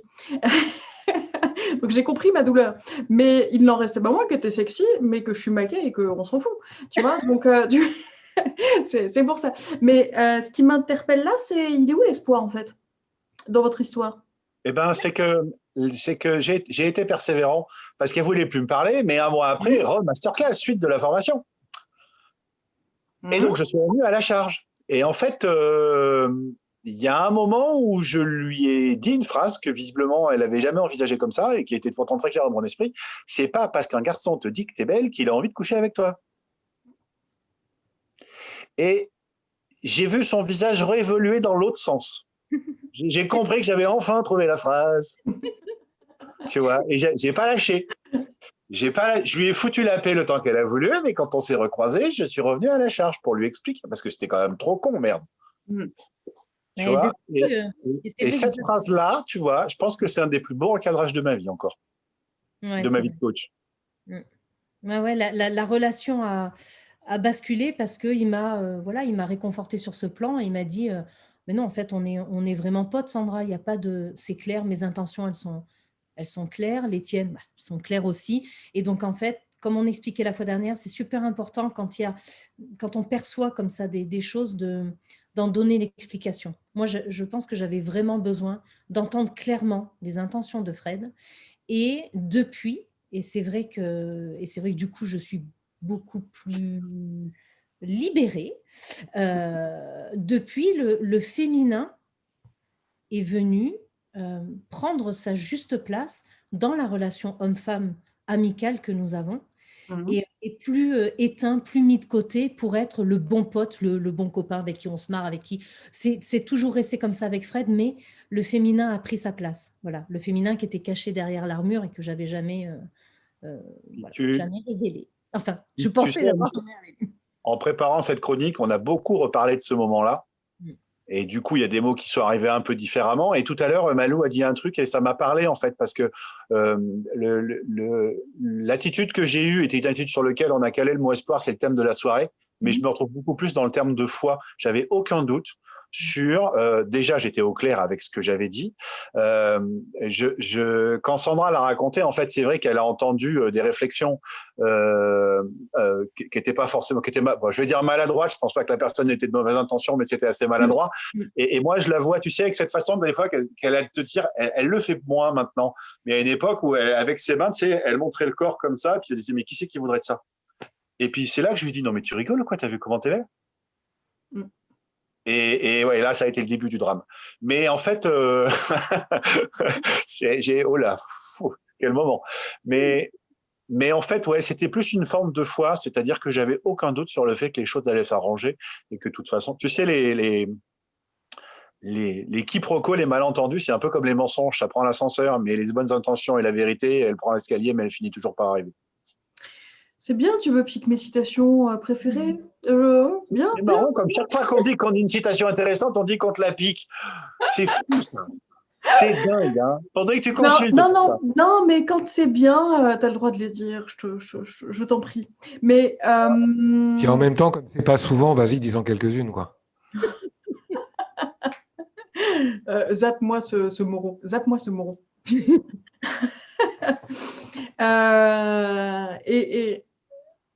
Alors, il y a un truc qui me semble vachement intéressant dans votre histoire, finalement, tout en ramenant la chose sur l'espoir et la foi, c'est que peut-être que clarifier les choses, exprimer les choses clairement, peut nous aider à garder espoir. Qu'est-ce que vous en pensez? Alors, moi, j'avais pas besoin de clarifier moi vis-à-vis de moi. J'ai juste compris que mon intention n'avait pas été perçue comme j'espérais qu'elle le serait. Mais j'ai pas eu besoin de clarifier moi vis-à-vis de moi. Par contre, c'est pas par rapport à l'espoir qu'il a fallu clarifier. C'est le fait d'arriver à réaccrocher son oreille, à ce qu'elle soit prête à entendre un truc qui lui fasse comprendre que. Donc, il y avait besoin d'une clarification pour qu'elle comprenne que, d'ailleurs, j'ai percuté que ça aurait pu être cette intention-là une fois que j'ai vu que sa réaction. J'ai dit, ah putain, elle a pris comme ça. Ah ben, j'aurais pas pensé. Tu vois, d'ailleurs, j'y ai même pas pensé. Et j'ai été surpris qu'elle soit surprise. Mais la clarification, elle était super importante justement pour pacifier le truc, quoi, pour revenir sur les bases de la relation telle qu'elle était au départ et qu'elle était vachement sympa quand même. Oui, parce qu'il faut quand même. Alors évidemment, ça dépend de l'histoire de chacun, hein, mais cette histoire-là avec Fred a remis en doute toutes mes histoires d'amitié homme-femme, parce que j'ai évolué dans un monde particulièrement masculin et je me suis dit, crotte, si en m'habillant comme ça, j'ai généré une forme de séduction, alors que je venais surtout pas générer de la séduction chez un copain, voilà. Je me suis dit, mais alors dans le passé, si ça se trouve aussi, en fait, je me suis vraiment remise en cause et j'ai très mal vécu la chose. Vraiment, c'était un épisode. C'était aussi la formation de coaching, donc on a aussi travaillé dessus, ça a transformé. Mais Fred a été d'une grande aide par cette histoire-là et par ce clash. Je veux dire, c'est quelque chose qui aura marqué notre vie, à lui et à moi pour toujours, hein. C'est clair, même si lui ne l'a peut-être pas vécu comme ça, pas aussi intensément, mais pour moi, ça a énormément fait évoluer les amitiés hommes-femmes. Parce que quand même, quand je suis rentrée dans la salle, le premier qui m'a vu rentrer habillée comme ça, avec les bas noirs, la robe et les talons, il m'a dit « Oh putain, mais t'es super bonne en fait !» Et j'ai dit « Mais ça va pas ou quoi? Mais tu te rends compte comment tu me parles ?» Et il me dit « Mais quand on s'habille comme ça, c'est qu'on est consciente et qu'on cherche à séduire. » Alors là, blunk, catastrophe. Ouais, c'était tout pourri comme idée. C'est tellement cliché, Les mecs, faut arrêter avec le mot bonne, parce que autant dans un cadre, peut-être Fred pourrait me le sortir à moi, mais je sais que ses intentions sont vraiment bonnes. Et quand vous ne connaissez pas la personne, ce mot-là, je l'utilise jamais. Voilà. Non, puis là, moi, je suis obligée d'intervenir là. Je suis obligée d'intervenir sur le fait qu'il faut arrêter. Vraiment, et si les gens l'écoutent ce soir, écoutez bien ce que j'ai à dire. Il faut arrêter de dire aux hommes qu'ils ne peuvent pas se retenir devant une paire de bas. Parce que si malencontreusement ils ouvrent la douche et qu'ils voient une nana à poil, ça voudrait dire qu'ils sont incapables de retenir leur pulsion. L'aspect vestimentaire, c'est exactement la même chose. L'homme n'est pas un animal. Vous êtes beaucoup plus conscients que ça, les hommes. Il est temps d'arrêter de se cacher derrière c'est parce que tu t'habilles comme ça que tu cherches quelque part, que si, stop. Voilà. C'était juste mon intervention où j'avais envie de dire ça suffit maintenant les conneries là. On est bien d'accord. C'est pas elle qui s'habille comme une... Mais c'est clair. Elle qui s'habille comme une pute, c'est toi qui penses comme un violeur. Mais Exactement. c'est ça, exactement. Et Et du chacun coup, s'habille comme il veut. Et c'est, je pense, à cause de ce genre de mentalité-là que des personnes comme Sandra ne s'habillent pas comme elles voudraient s'habiller. mais oui, Pourtant, mais c'est oui. tout à fait respectable, hein, c'est juste du noir. Et une jupe, on s'en fout. Ouvrons les possibles dans nos cerveaux, là, mais pas les possibles hors consentement. Voilà. Et d'ailleurs, il y a une super vidéo qui parle de ça, mais sous une autre métaphore, où le mec a fait un super gâteau de mariage, c'est le pâtissier, et là, tu as une nana qui arrive et qui prend le gâteau et qui le bouffe et tout. Et là, le mec, il fait, mais non, mais attendez, mais pourquoi vous mangez? Et la nana, il fait, bah attends, et vous m'avez donné envie, vous avez vu comment c'est magnifique, je peux pas me retenir, je vais le bouffer. Et là, paf, la pub anti-viol, machin, c'était pas capable de te retenir en voyant un truc. Et c'est énorme. Il était génial ce spot publicitaire. Bref, voilà, je me tais. Tout ça pour dire que moi, j'aurais pas dit le mot bonne. Je dis jamais le mot bonne. Ou alors à une assiette de pâtes quand je viens de la terminer. Toi, t'étais bonne, mais c'est tout. Alors, Et moi, j'ai je, envie de dire, noir, c'est noir, il n'y a plus d'espoir. Hein. évite de spoiler le générique, toi. Tu vas voir à la fin. Chut, ma yoyoche. Bah, du coup, tu n'aurais rien dit, on n'aurait rien su, mais maintenant, on vient de comprendre. C'est toi qui as spoilé, du coup. Ouais, mais j'adore spoiler pour rien, mais vous verrez au générique pourquoi j'ai dit ça. Et du coup, j'avais un truc super intelligent à dire et je l'ai perdu. Ah, Mais c'est normal. est-ce que, c'est une question pour Sandra tout particulièrement, est-ce que Sandra, tu as espoir en la féminité?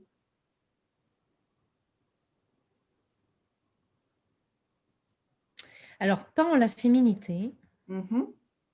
je dirais dans le féminin. Fais-le avec l'accent de la mouche du désert, ça devient trop sérieux, là. Non, mais on en parlait d'ailleurs quand on a préparé la chronique avec Fred. Mhm. Au lieu de parler d'hommes et de femmes, on a parlé de féminin et de masculin. Et d'ailleurs, les mots étaient beaucoup plus justes. Et justement, Fred me disait, moi, j'ai un féminin très révélé. En Mhm. fait, je lui disais, moi, j'ai un masculin très fort, ce qui fait que pendant des années, j'ai toujours dit que j'étais pas une vraie femme. Voilà, ça, tout le monde l'a entendu. Mais c'est parce que j'ai un fonctionnement d'homme. C'est simplement dans le mode de fonctionnement.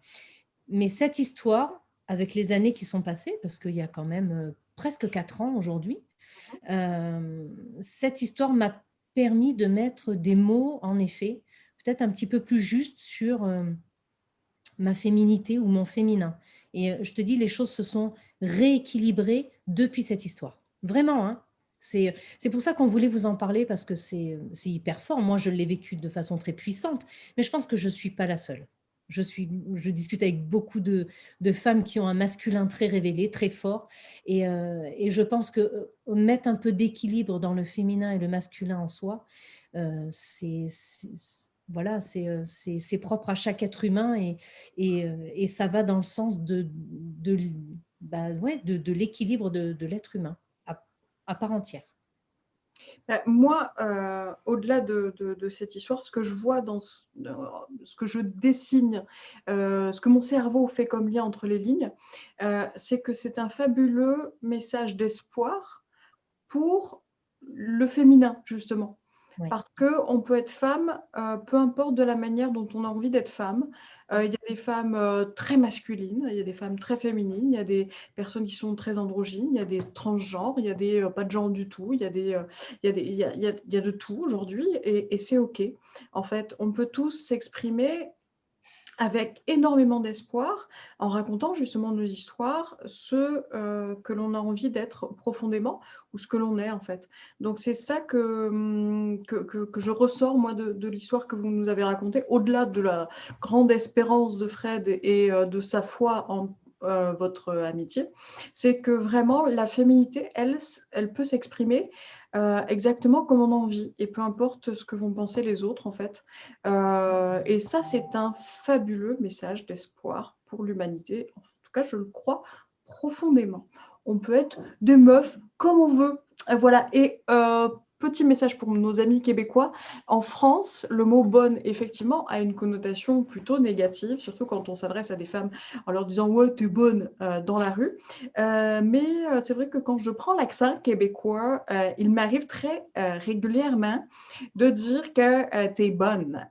Et au Québec, ça veut dire que tu es tout simplement quelqu'un de très gentil. Voilà.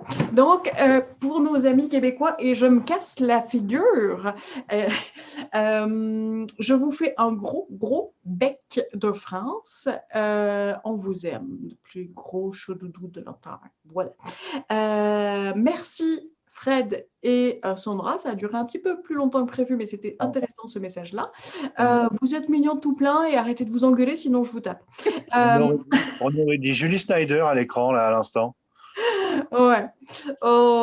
J'aime beaucoup Julie. J'aime beaucoup Julie. C'est une très très belle personne. Ben moi, je ne dirais pas, parce que je ne connais pas son passé. Je ne dirais jamais qu'elle est belle tant que je ne suis pas sûr que c'est OK maintenant. Elle est très bonne. Elle est très très bonne, Julie Snyder. Présentatrice et gentille. Voilà. Hein, c'était le mot de la fin de la québéquitude. Il est temps maintenant de recevoir une petite nouvelle que vous connaissez déjà pour la plupart, les spectateurs. Elle était déjà avec nous en saison 1, en saison 2, elle m'a supporté pendant des années, ça fait 10 ans qu'on se connaît, 10 ans qu'on se suit l'une et l'autre sur nos blogs respectifs. Elle avait quitté le Akasho pour des raisons personnelles parce qu'elle, comme moi, elle a un cerveau qui n'arrive pas à se concentrer sur plein de trucs en même temps et je ne peux que la comprendre. Elle revient pour faire un petit remplacement parce que je l'ai appelée à la dernière minute, mais elle me l'avait promis et elle a tenu sa promesse. Elle vient pour remplacer Déborah Buret. Je vous demande d'accueillir Marie Ribel. Comment ça va, ma chérie? Ça va, marionnette? Ça fait plaisir. Alors, Marie est une très grande écrivaine. Je voulais prendre son premier bouquin, là, je ne l'ai pas pris, je l'ai oublié parce que j'ai été chercher Nelson, mais vous pouvez retrouver son livre sur son site. Il est très très chouette, c'est des petits contes que vous pouvez, des contes inspirés pour l'âme. C'est très très chouette et vous pouvez retrouver sur son site tout ce qu'elle fait. Moi je suis fan. Il y a beaucoup de roses, ça fait bien du choudoudou dans le cœur, c'est mignon tout plein, c'est très girly. Et bienvenue, comment tu vas? Eh ben, ça va. Merci de venir faire le bouche-trou. Bah ouais, écoute, je le vis bien, ça va. Alors, Déborah sera là le mois prochain. T'inquiète, je ne vais pas t'embaucher tous les mois. Tu le sais que je suis très ratasse en clémentine. Donc, ouais. Enfin, pour le coup, c'est moi qui les avais oubliés, mais bon. Voilà, c'est des histoires personnelles, que voulez-vous. Quand je t'ai parlé de venir nous raconter une petite histoire sur l'espoir, tu m'as dit « Oh, je sais exactement de quoi je vais raconter. Qu'est-ce que je vais dire ?» Je t'écoute. Bon, l'accent de Perpignan m'avait manqué. Hein, oh, ouais, l'accent chantal. Oh, plus cher. Hein. Allez. Alors, quand même, à préciser que tu m'as averti hier. Voilà. Donc, je raconte ça vraiment à la one again parce que j'ai rien préparé. Mais quand tu m'as dit le thème, ça m'a fait penser à ça. Alors, je vais t'enlever la pression tout de suite. Il n'y a personne ici, malgré les apparences, qui a préparé quoi que ce soit, en fait. Ça me rassure, alors ça va. Moi la première. Moi la première. Donc, en fait, ça se passe en 2005-2006 et je me réveille de ma tentative de suicide. Ambiance. Alors, je précise, j'en parle avec beaucoup de recul, d'humour et de légèreté parce que c'est guéri, c'est passé et je suis là, donc c'est un happy end. Et on est content. Et on est content.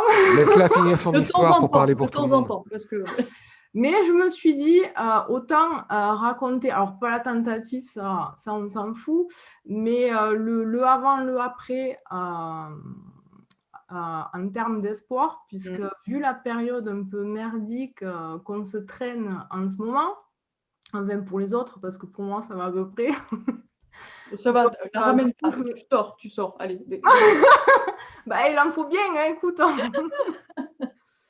Donc, je me suis dit que ma foi, écoute, ça peut donner un peu d'espoir à ceux qui en ont besoin. Donc, écoute, je me réveille de cette tentative de suicide, donc je vous épargne les détails. Et en fait, il n'y a pas grand-chose à raconter, juste que c'est plus la philosophie qu'il y a derrière par rapport au thème d'espoir. Et d'ailleurs, la chronique de Malou m'a énormément parlé par rapport au fait qu'elle parlait d'espoir et de foi. Et justement, avant ma tentative de suicide, je n'avais plus d'espoir. Ce qui m'a mené à ma tentative de suicide. Sauf que, en fait, la réflexion que j'ai eue depuis hier, c'est que je me suis rendu compte qu'effectivement, il y a une grosse nuance entre l'espoir et plutôt que foi, je dirais même espérance. On joue sur les mots, mais en fait, la subtilité dont tu parlais, en fait, c'est ça, c'est l'espoir et l'espérance. Et C'est donc, super marrant parce que c'est exactement ce que Déborah avait prévu de nous dire, en fait. Non pas de la tentative de suicide, mais la différence entre espoir et espérance. Donc, écoute, tu n'étais pas au courant. Bravo, bravo. Encore une fois, tu lis dans les cerveaux. Bah, tu vois. Mais pour le coup, Malou, elle l'a très bien expliqué. Et je trouve qu'en fait, cette tentative de suicide, c'est un petit peu le point de rupture entre l'espoir et l'espérance, en fait, si tu veux. Avant ma tentative de suicide, j'étais dans l'espoir. Mais en général, l'espoir, on le place à l'extérieur. C'est-à-dire, on cherche un sauveur, en fait. Et moi, avant la tentative de suicide, j'attendais l'aide des autres. J'attendais que quelqu'un vienne me sortir de la merde. Je croyais que le monde était contre moi. Bon, j'ai eu mes merdes, hein, évidemment. Mais voilà, j'attendais un sauveur, quoi.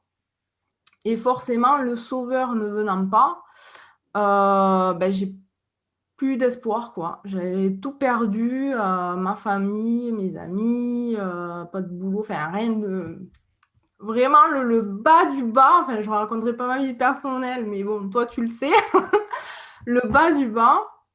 Et donc j'avais vraiment tout perdu. Mais quand je dis tout, c'est-à-dire que je n'imaginais même pas un avenir. Pour moi, je voyais juste un mur noir et me voir mourir dans le caniveau, quoi. Hein, j'en étais là. Et en fait... Caniveau quand même, hein, ouais. Ouais, ah bah oui, de toute façon, quand il faut te foutre en l'air, en général, c'est que vraiment, t'as pas de grande perspective, si tu veux, quoi. Et en fait, quand je me suis réveillée, même ça, je l'avais loupé, tu vois. Même ça, je l'avais loupé. T'as raté ton suicide, dis donc. Voilà.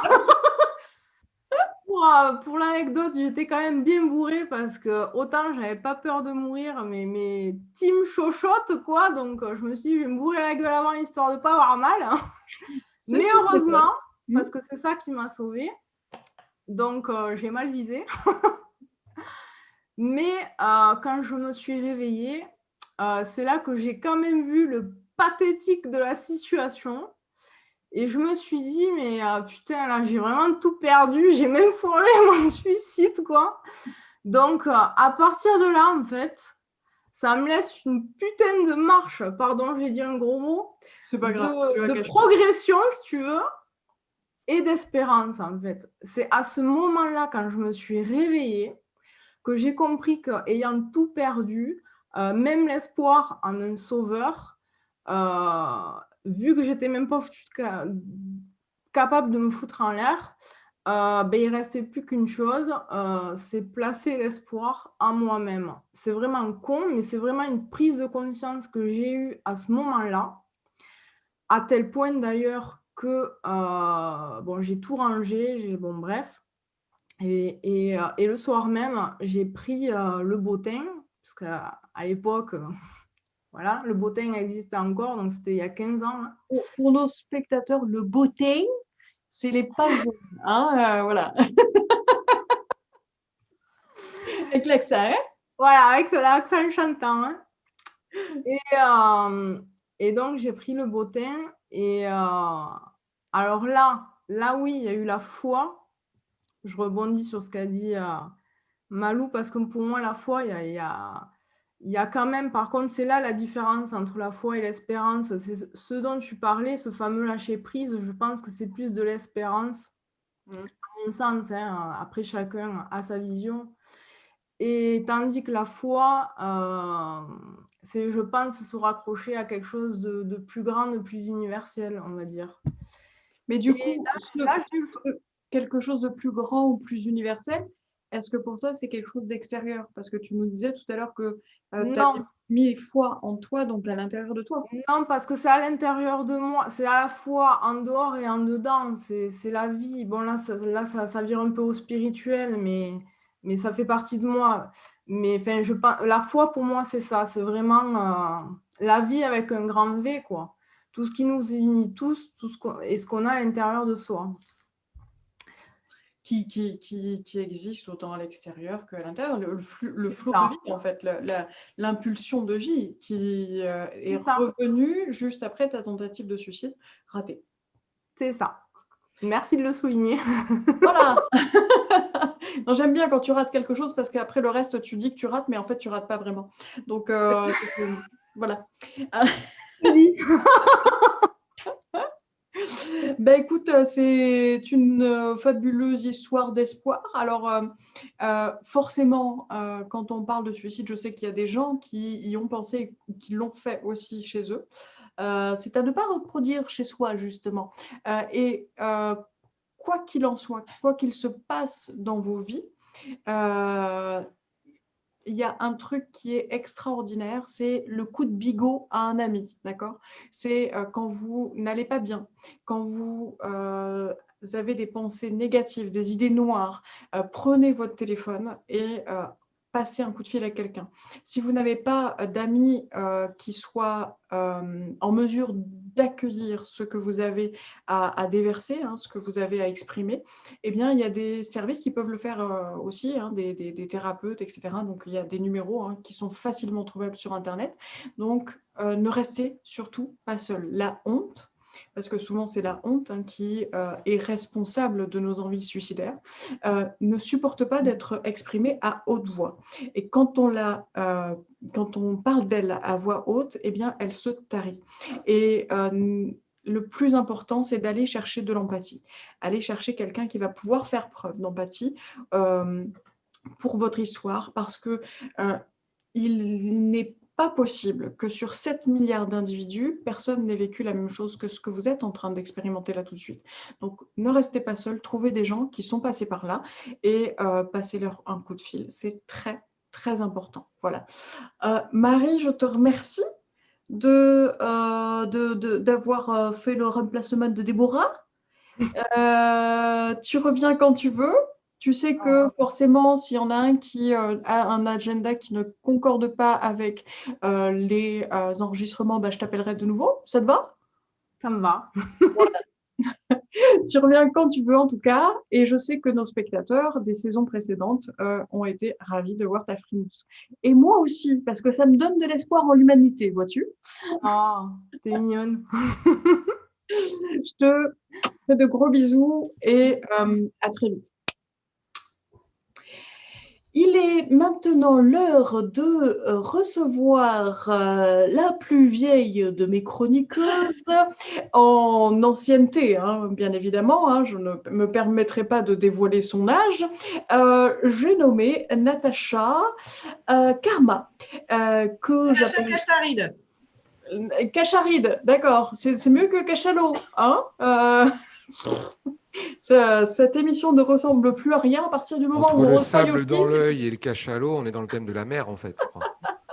Donc, ça sent pas la morue.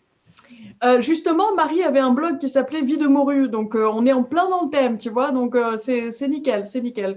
Et quant à moi, je ne dirais pas que Sandra Dartevel est un ton, on l'a dit. La merde de quoi? Voilà, La moi j'ai un cul de bulot. La merde de l'Océanie ou Heureusement, nous avons une perle, Juliette Lepage, voilà. Il relève le niveau. Et Malou, lui, ça va? Ma petite Alice, je pourrais même dire que finalement, dans cette émission, tout baigne. Oh, joli. Oh, joli, joli, joli. On va essayer de faire en sorte de ne pas se noyer finalement et de rater notre suicide collectif comme pour faire un hommage à Marie. Natacha, je t'écoute pour ta petite histoire d'espoir. Natacha qui est bien évidemment thérapeute, qui fait des constellations familiales partout en France et qui se balade de Chartres à Montpellier, Nice, Rennes.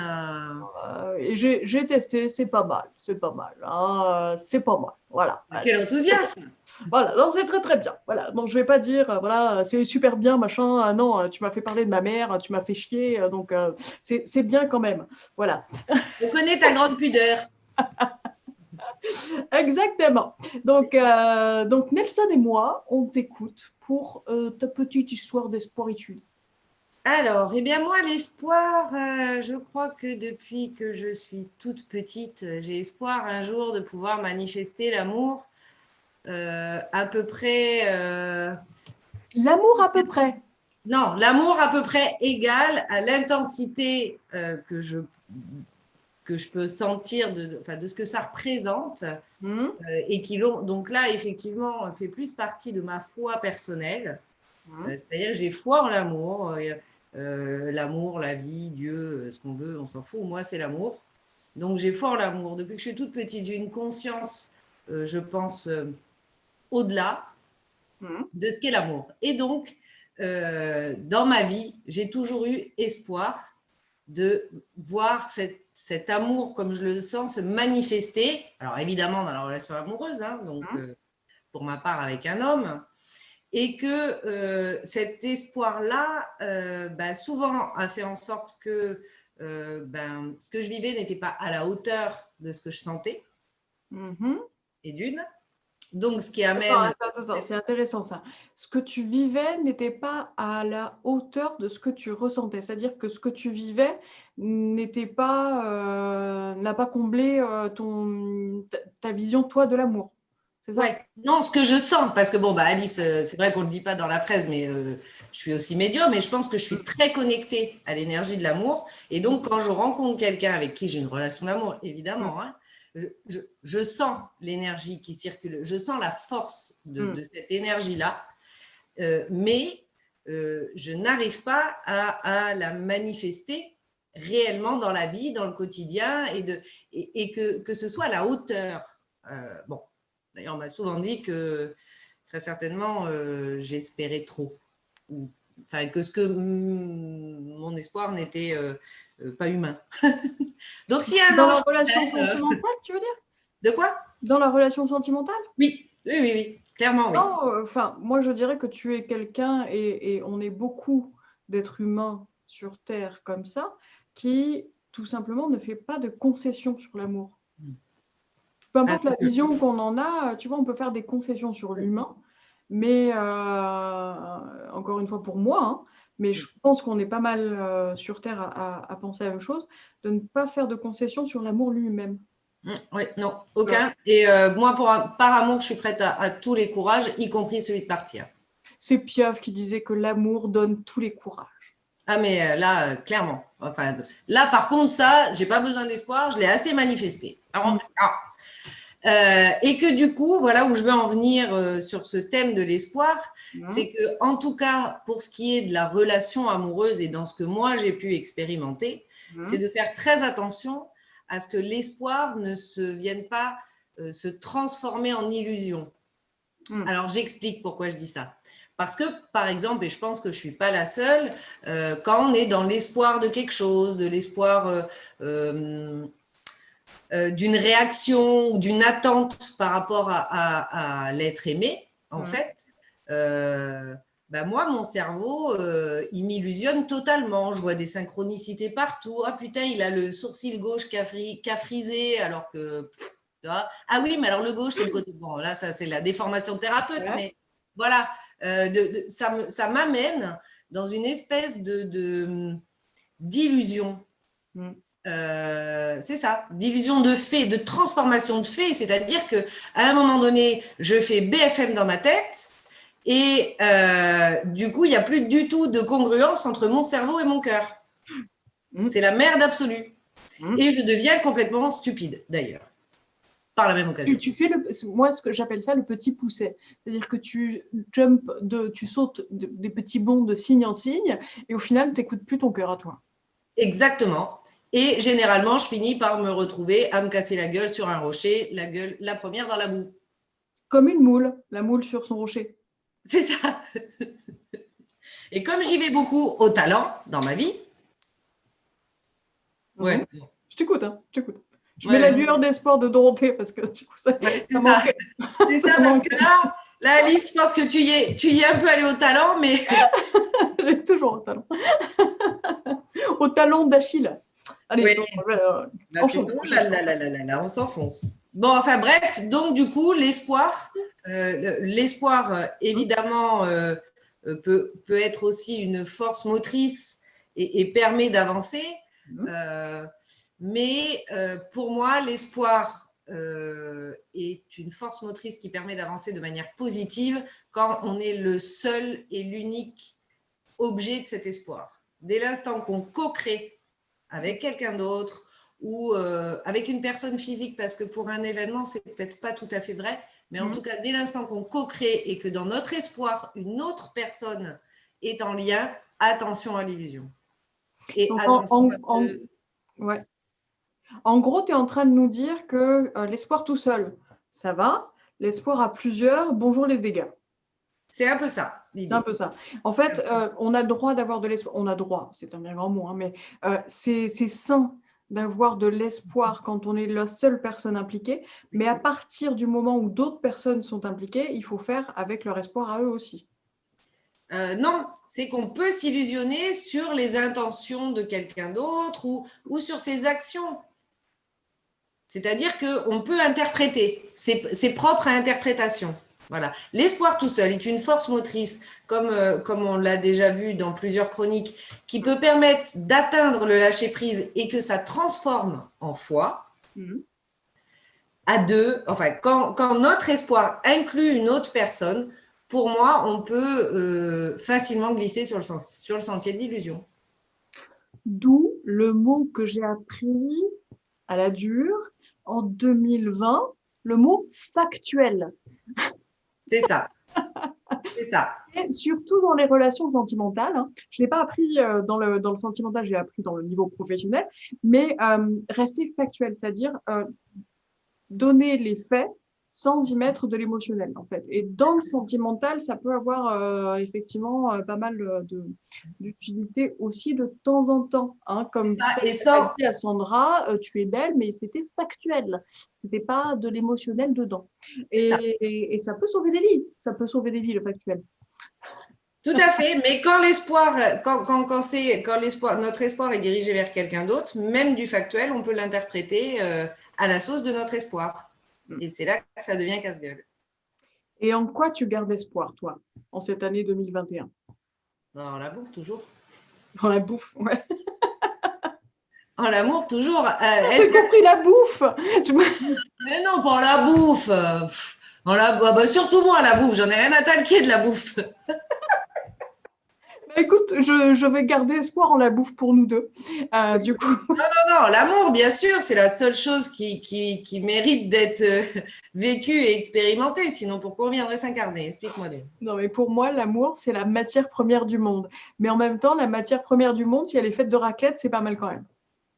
Ah, ça peut agrémenter, ouais. Une petite raclette, c'est vrai que c'est pas mal. Sur ces mots de la fin, je te remercie, Natacha, d'être venue une nouvelle fois, comme tous les mois, depuis des années et des années. Là aussi, hein, vous pouvez la retrouver sur les TikTok un peu partout. Hein, vous pourrez voir ce qu'on a fait comme connerie pour le premier de l'an. On a fait un tableau de visualisation. C'était un truc de meuf, mais génial.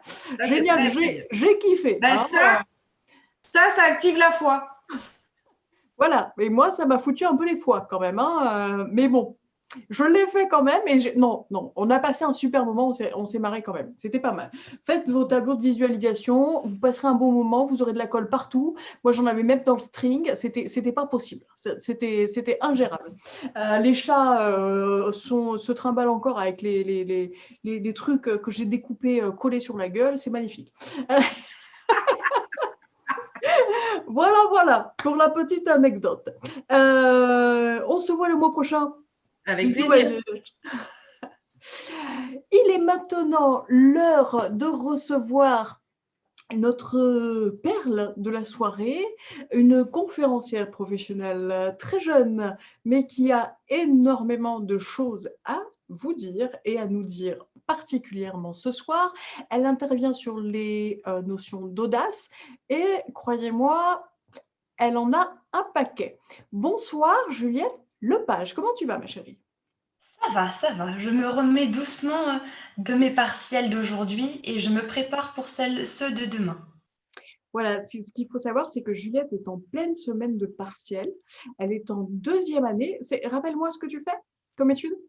C'est une licence universitaire en lettres modernes et italien.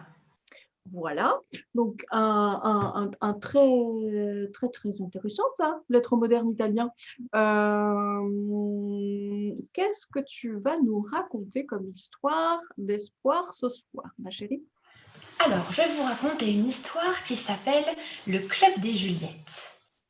Mais avant toute chose, je tenais, quitte à passer pour la faillotte de l'équipe, à adresser un petit message à monsieur Julien Moreau pour lui dire que moi, j'ai préparé ma chronique. Ouais, mais à mon avis, pas toute seule parce que tu peux pas l'écrire. Si, elle peut l'écrire. Ouais, non, mais comme toi ou comme moi, ça va. Et oui, je sais, Juliette, que tu prépares. Et de toute façon, je t'embête pas, Juliette, toi. Tu sais que je t'aime. Je crois que j'ai de la chance. Juliette, je t'aime, il n'y a que moi qui ai relevé la référence. Non, je viens de la chanter, hein, Fred. C'est parce que j'ai pas entendu. Lave-toi les oreilles, Fred Claveau, comme ça. C'est à la pension des Mimosas, rappelle-moi. Juliette, je t'aime, à la pension des Mimosas. Vous allez me Juliette, torpiller ma chronique avec vos bêtises. On est déchaînés ce soir. Hein. Ma chère Juliette, ne te noie pas. Hein. Prends une bonne respiration, mets ton masque et ton tuba et vas-y, on t'écoute. Juste un dernier petit truc. Du coup, moi, j'ai espoir qu'il soit amoureux de moi aussi parce que du coup, il me dit jamais rien non plus. Hein. En fait, j'ai dormi. J'ai dormi. C'est mort, il est irrattrapable, ce Julien Moreau. Ils sont dissipés ce soir, c'est pas possible. Alors, ma petite histoire, elle se passe à Vérone. Tu sais, la ville d'Italie où s'est déroulé Roméo et Juliette, la pièce de Shakespeare. Bon, alors Roméo et Juliette, techniquement, c'est pas vraiment la pièce la plus représentative de l'espoir, vu que les deux personnages se suicident à la fin. Contrairement au suicide raté de Marie, eux ont réussi. Enfin, je dis ça, je dis rien. Hein, voilà. J'étais pas vraiment au courant qu'elle allait parler de ce sujet, donc ça fait une transition assez étrange avec ma chronique. Mais on gère, t'inquiète. On gère. Mais comme je pense que le thème du suicide manque un petit peu de congruence avec l'espoir, eh bien, j'ai décidé de te raconter une histoire qui, je pense, va beaucoup te plaire. Ah, je t'écoute.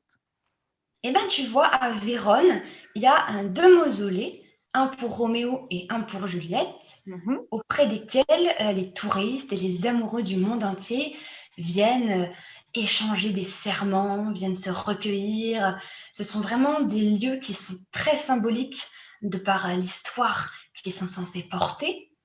Et il faut que tu saches qu'il y a des personnes qui envoient des lettres aux adresses de ces mausolées pour raconter leurs peines de cœur, leurs tourments sentimentaux, mais aussi pour se confier. Et il y en a qui ont même le fol espoir que ces personnages fictifs sortent de leur tombe pour leur répondre. Et Capulet et Montaigu. C'est ça, Capulet et Montaigu. Alors, dans les années 20, il y a le jardinier qui s'occupait du mausolée de Juliette qui décide de s'amuser un peu. Il prend le nom de plume de Juliette Capulet et il se met à répondre à toutes les lettres qui sont envoyées en répondant avec des petits conseils, avec des mots d'encouragement et en gardant ce pseudonyme. Et il renvoie les lettres à leurs adresses comme ça parce que par plaisir, il a envie de jouer à ce jeu-là. Mais c'est trop canon. Trop chouette. C'est Et trop attends, chouette. c'est pas fini. Ouais. Parce qu'il continue comme ça à répondre à ces lettres. Le phénomène se poursuit et ça commence à s'ébruiter. Du coup, il y a de plus en plus de gens qui commencent à envoyer des lettres en espérant recevoir une réponse de Juliette Capulet. Et le jardinier va continuer à répondre. Il va continuer comme ça à jouer ce rôle jusqu'à sa mort, jusqu'à la fin de sa vie.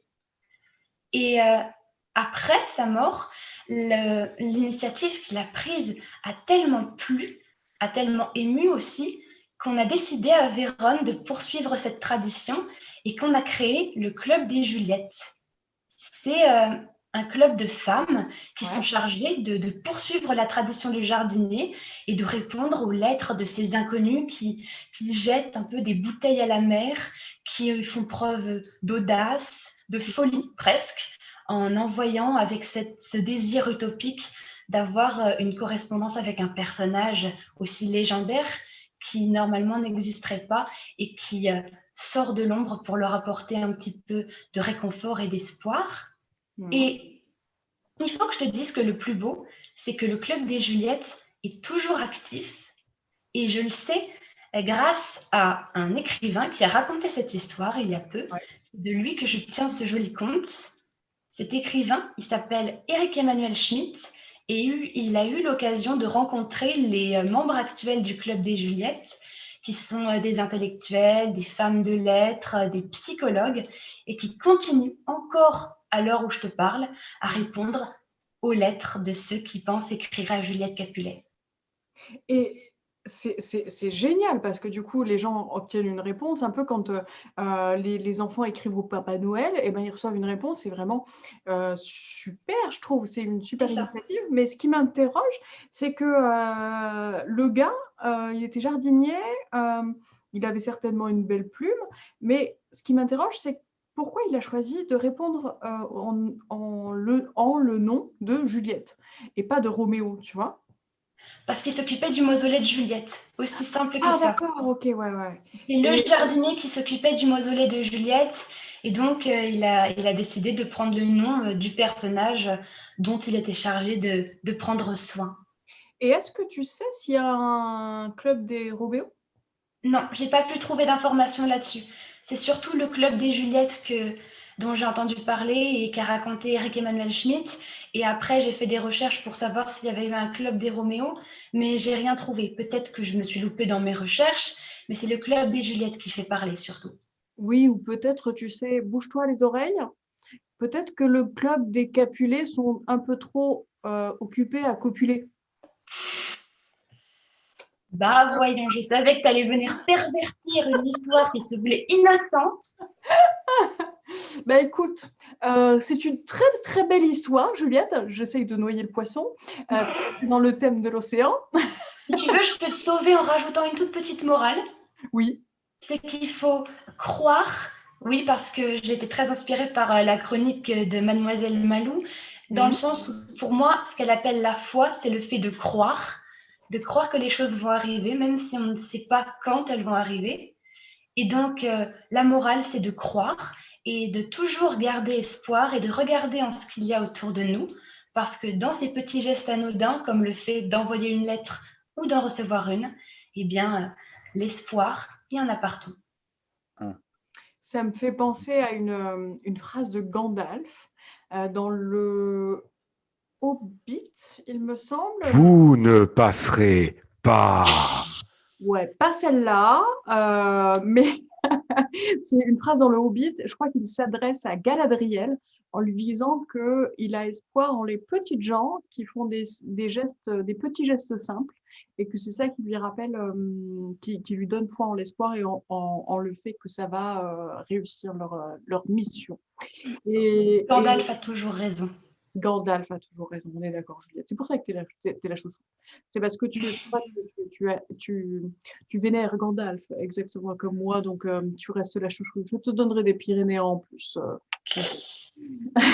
Merci, ma petite Alice. Je savais que je pouvais compter sur toi. Voilà, donc on avait le club Dorothée. Donc maintenant, on a le club des Juliettes. Voilà, ça c'était la blague encore pourrie des quarantenaires de l'audience, vous aurez comprise. Juliette, le club Dorothée, c'était ce qu'on regardait quand on était petite. Je te ferai remarquer que j'ai regardé pas mal de dessins animés du club Dorothée, même sans connaître. Donc, je suis en terre connue. Tu dois être la seule milléniale sur Terre qui connaît l'Eurovision et qui connaît aussi le Club Dorothée. Donc, encore une fois, ma chère Juliette, je me prosterne devant toi. Ton histoire était juste magnifique et me donne personnellement foi en l'amour et de l'espoir en l'amour. Et peut-être que, Natacha, tu peux écrire une lettre au mausolée de Juliette. Tu auras peut-être une réponse. Va savoir, mais moi, à choisir, j'écrirais plutôt à Roméo, pardon, mais... Oui, parce qu'il est temps que tu copules. Hein. Voilà. Pardon. Regarde, blasé. Je n'ai pas dit ça. Tu Voilà. coupes, hein. Là, voilà, merci encore une fois. Je me donne du boulot au montage.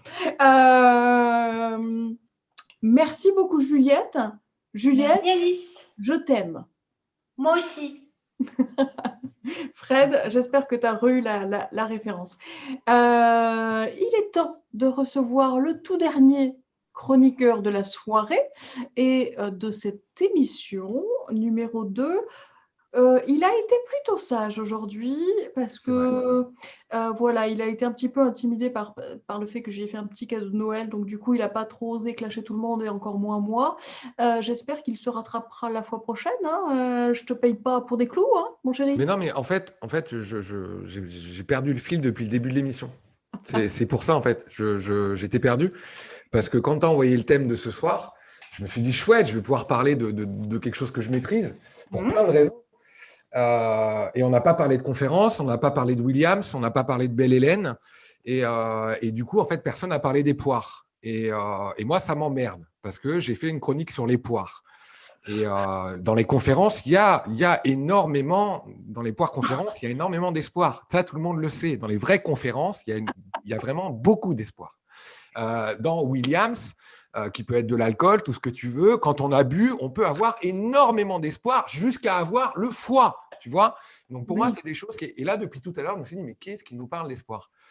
Non, plus sérieusement. Alors, t'as cru que espoir, c'était époire? Les poires, bah oui, les poires.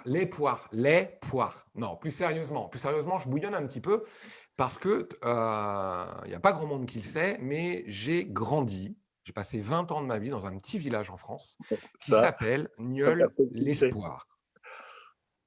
Et Fred le sait parce qu'il est venu à la maison. Donc, j'ai grandi dans un village qui s'appelle Nieul-l'Espoir. Je me suis donc renseigné sur ce village-là parce que, ayant grandi à Nieul-l'Espoir, s'il y a bien quelqu'un qui peut parler d'espoir, c'est moi. Et de Nieul? Oui. Et de Nieul? Et de Nieul-l'Espoir. Justement, je vais expliquer ces deux mots-là. Donc, ce petit bourg, à la base, qui était de 400-500 habitants, qui est apparu vers le 12e, 13e siècle,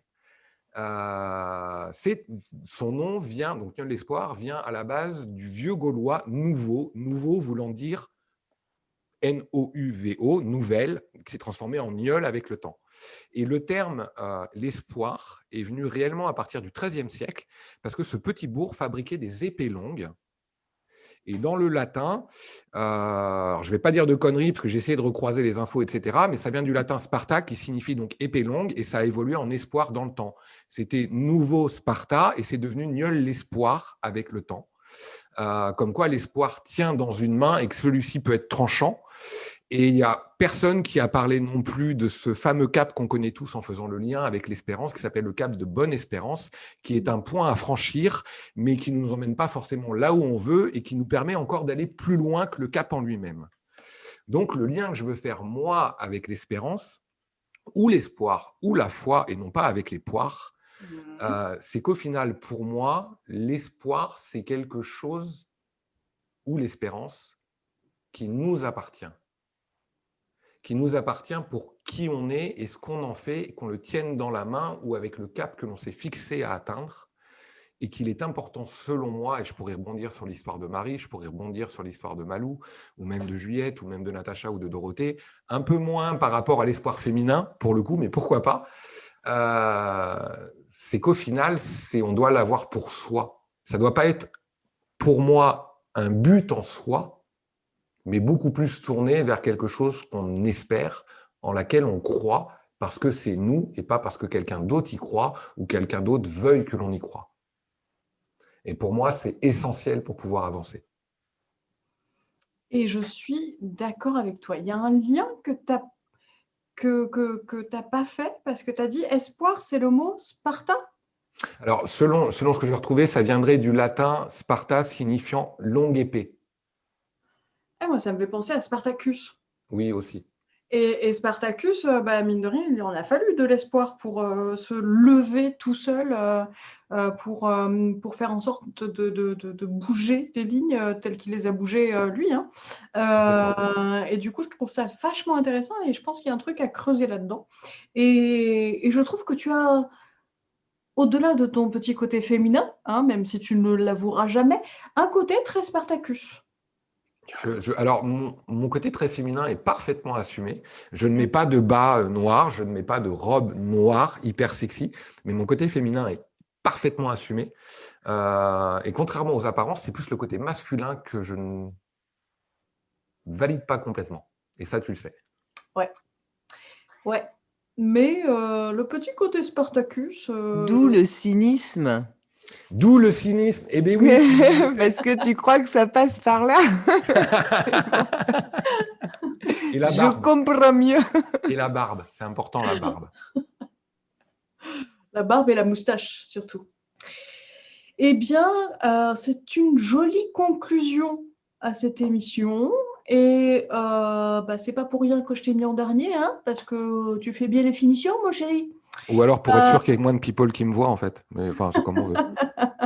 Non, c'est parce que comme ça, les gens restent jusqu'à la fin pour te voir, parce qu'ils ont hâte que tu sortes ton épée et que tu sauves le monde comme ça. Et donc, du coup, oui. Le clin d'œil, parce que je n'ai pas d'épée à la maison, il était là. Ça, c'est de la congruence du début jusqu'à la fin. Ah là, qu'il est bon, mais qu'il est bon! Le couteau, et d'ailleurs, c'est avec un couteau qu'on pèle les poires. Oui, exactement. Et je vais juste rebondir pour revenir sur les poires conférences, les poires Williams, les poires Belle-Hélène. J'adore les poires. On pourrait parler des poires féminines aussi. Bref, j'aime les poires et défendons les poires parce que les poires, c'est super important pour avancer aussi. Est-ce que ça a un rapport avec la belle histoire du prince de Motordu? Je ne sais point. Moi, en tout cas, Sparte, ça m'a fait penser aussi. Enfin, Sparta, pour moi, ça me fait penser à Sparte, la région de Grèce. Tu penses qu'il y a un rapport? C'est possible, il faudrait gratter. Je pense qu'il faudrait gratter un peu. Ouais. Je sais pas, mais moi, tu m'as donné de ouf envie d'aller chercher. Et une poire. Juliette aussi. Non, Sparta et tout ce qu'il y a autour. Moi, j'aime tout ce qui est un peu mystérieux, les liens, les symboliques. Et Juliette aussi, tu m'as donné envie. Je vais aller chercher là de ce pas. Je vais aller trouver des petits reportages. J'adore. Eh bien, tant mieux. Parce que je suis un grand fan des Grecs et des Romains et de tout ce qui est latin. Et beaucoup de monde, enfin pour ceux qui me suivent et qui me connaissent un peu, vous le savez, j'ai pour maître à penser Socrate et Marc Aurèle. Penser pour moi-même est une de mes bibles de chevet de Marc Aurèle. Et tiens, je vais me lancer un petit défi. Je vais essayer à chaque fois de venir glisser un petit lien avec l'historique grec ou latin dans chacune de mes chroniques. Moi, je veux faire une chronique sur le grec et le latin en duo. Avec grand plaisir, Juliette, avec grand plaisir. Eh bien, vous aurez tout intérêt à vous caler sur le thème du mois prochain, que je ne dévoilerai pas aujourd'hui, mais j'ai déjà une petite idée. Vous allez en chier. Pas peur. Ça, comme je le pense. Mais non, il y aura grandement moyen de faire de très belles chroniques le mois prochain aussi, avec le thème que j'ai dans la tête. Voilà, dont je vous réserve le secret, tant à vous qu'aux spectateurs, pour bientôt. Merci Julien. Merci à vous, merci à toi. grâce à toi, nous n'avons pas pris l'eau, nous n'avons pas été le Titanic ce soir. On a eu très peur une nouvelle fois pour la technique. Hein. Fred Claveau n'avait pas de son avant de commencer et finalement tout s'est bien passé. C'est la magie de toujours garder espoir, même quand tout va pas, quand tout va mal, quand tout va pas. Et il est grand temps que je reprenne l'antenne avec moi-même. À bientôt. Qu'est-ce que je les aime, ces humains-là, et j'espère que vous aussi. Vous pouvez les retrouver tous les premiers samedis du mois à 21h en presque direct. Mais voici venu le temps des rires et des chants, mais surtout pour moi de conclure cette émission riche en papotes. J'avoue que j'ai eu énormément de mal à vous parler d'espoir ce soir. J'ai galéré pour aborder ce thème, alors que finalement quand je l'ai choisi, pour moi c'était une évidence et j'étais persuadée d'avoir plein de trucs à dire. Mais au moment de préparer l'émission, rien, que dalle, nada, une horrible page blanche devant le pif. J'étais incapable d'écrire quoi que ce soit. Comment pouvais-je vous redonner de l'espoir dans ces temps si pourris ? Alors il y a bien des trucs cool qui se passent, je ne dis pas, mais je suis plutôt réaliste et j'aime prendre le temps d'observer sans me mentir ou biaiser mon regard sur les choses. J'aime bien la psychologie positive, mais je ne l'utilise pas à outrance. Dans l'idée, pour moi, il n'y a que deux types de personnes qui sourient tout le temps, les clowns et les psychopathes. Autant vous dire que je n'aime aucun des deux. Surtout qu'en plus, j'ai été certainement, comme vous qui êtes de ma génération, traumatisée par ça de Stephen King. Le vieux film, hein, pas le nouveau. Hein. Je trouve qu'il est parfaitement absurde de s'obliger à sourire tout le temps. En faisant ça, on étouffe nos émotions et ça crée des remous dans la force. C'est pas folichon. Donc j'ai attendu le tout dernier moment pour écrire ma conclusion. J'avais rien du tout à dire lorsque nous avons enregistré la partie avec les chroniqueurs. Et puis, miracle, je les ai vus tous raconter leurs histoires, rire, délirer en coulisses, se féliciter les uns les autres, s'entraider. Et j'ai pensé à chacun d'eux. À Dorothée et sa manie de s'excuser tout le temps alors qu'elle n'a rien fait, à Malou et son obsession pour les poils de chat dans les yeux le matin entre deux punchlines philosophiques, à Sandra qui sourit dès qu'on lui fait un petit compliment, à Fred qui nous refait continuellement les mêmes vieilles blagues pourries, à Débo et son rire communicatif, à Yoshi et sa manie de m'appeler dès qu'elle a un tout petit souci technique avec son mot de passe, et puis à ses déboires spirituels auxquels je ne comprends pas toujours tout mais qui me font toujours beaucoup rire, à Juliette en train d'étaler sa science musicale en s'endormant sur un matelas gonflable installé au milieu de mon salon. Et enfin à Julien qui m'appelle à 1h du mat en se prenant pour un gros dur tatoué avec son perfecto, alors qu'il est finalement le gars le plus gentil que je connais. Et j'ai ressenti, là pour le coup, beaucoup d'espoir. Car voyez-vous, pour moi, si dans le monde, dans votre monde, qui finalement est le même que le mien, il existe des gens comme ça, eh bien j'ai vachement envie de vivre là-dedans. J'ai envie de vivre dans ce monde où il existe des gens qui ont su garder la joie de vivre et l'amour intacts. Des gens qui ont tous un énorme vécu, qui ont expérimenté des joies intenses, mais surtout qui en ont chié et ont su rester aussi beaux, dedans et dehors. N'est-ce pas, Sandra ? J'ai tellement envie de vivre dans ce monde-là, de vivre cette vie-là avec eux et de construire et d'imaginer un monde où ce genre de personnes auront enfin la possibilité de s'exprimer et de vivre à gorge déployée sans se cacher, de s'exclaffer en mangeant des peanuts autour d'un feu de bois ou peu importe. Et je vous invite ce soir à penser à tous ces gens qui vous donnent l'espoir en l'humanité. À leur passer, pourquoi pas, un tout petit coup de fil et à créer des trucs ensemble. Des projets, des moments sympas, des souvenirs, des petites choses. Soyez tout simplement des hobbits et comme Gandalf, croyez en les petites choses qui font notre ordinaire. Pour garder espoir, je crois que finalement, il suffit juste de penser autrement, comme vous avez envie de penser en fait. Voilà, c'est la fin de cet épisode du Akasho. Merci de nous avoir regardés. On se retrouve le mois prochain, premier samedi du mois, 21h. Restez chelous, courageux et imparfaits. C'est comme ça que vous donnerez de l'espoir au reste du monde. Vous pouvez maintenant reprendre une activité parfaitement anormale. À bientôt, quelque part, mes poulets. Générique revisité par notre fabuleuse Juliette Lepage. Vous m'en direz des nouvelles. Bye bye. Merveilleuse et bonne année 2021. Prenez bien soin de vous. Je vous embrasse. À très vite. Je vous souhaite une très bonne année. Bonne année! Je vous souhaite le meilleur pour cette nouvelle année, de la joie, du bonheur et puis de l'amour plein vos cœurs. Je vous souhaite une belle année à tous, dans l'amour et la lumière.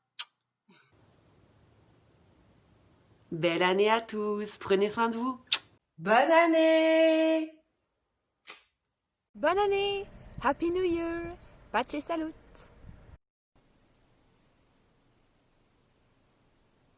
Bonne année. Oh, et sinon, bonne année.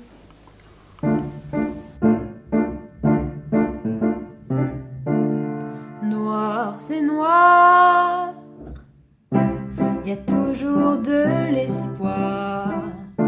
Si par hasard vous écoutez toutes nos histoires, vous saurez qu'il se cache souvent là où personne ne l'attend.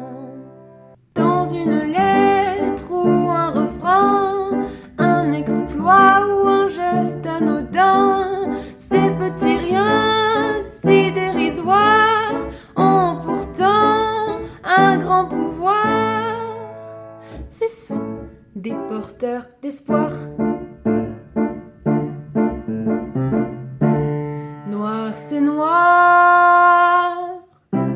Y a toujours de l'espoir. Si par hasard vous écoutez nos histoires, vous saurez qu'il se cache souvent là où personne ne l'attend. N'ayez pas peur, ouvrez votre cœur à ce sentiment si simple et puissant. Partagez-le autour de vous, c'est peut-être fou, mais c'est merveilleux.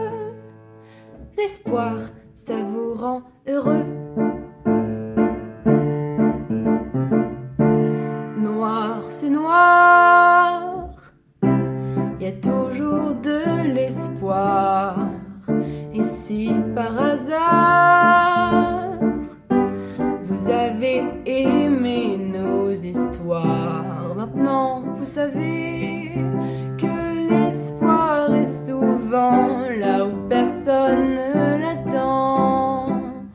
Oui, l'espoir est souvent là où personne ne l'attend.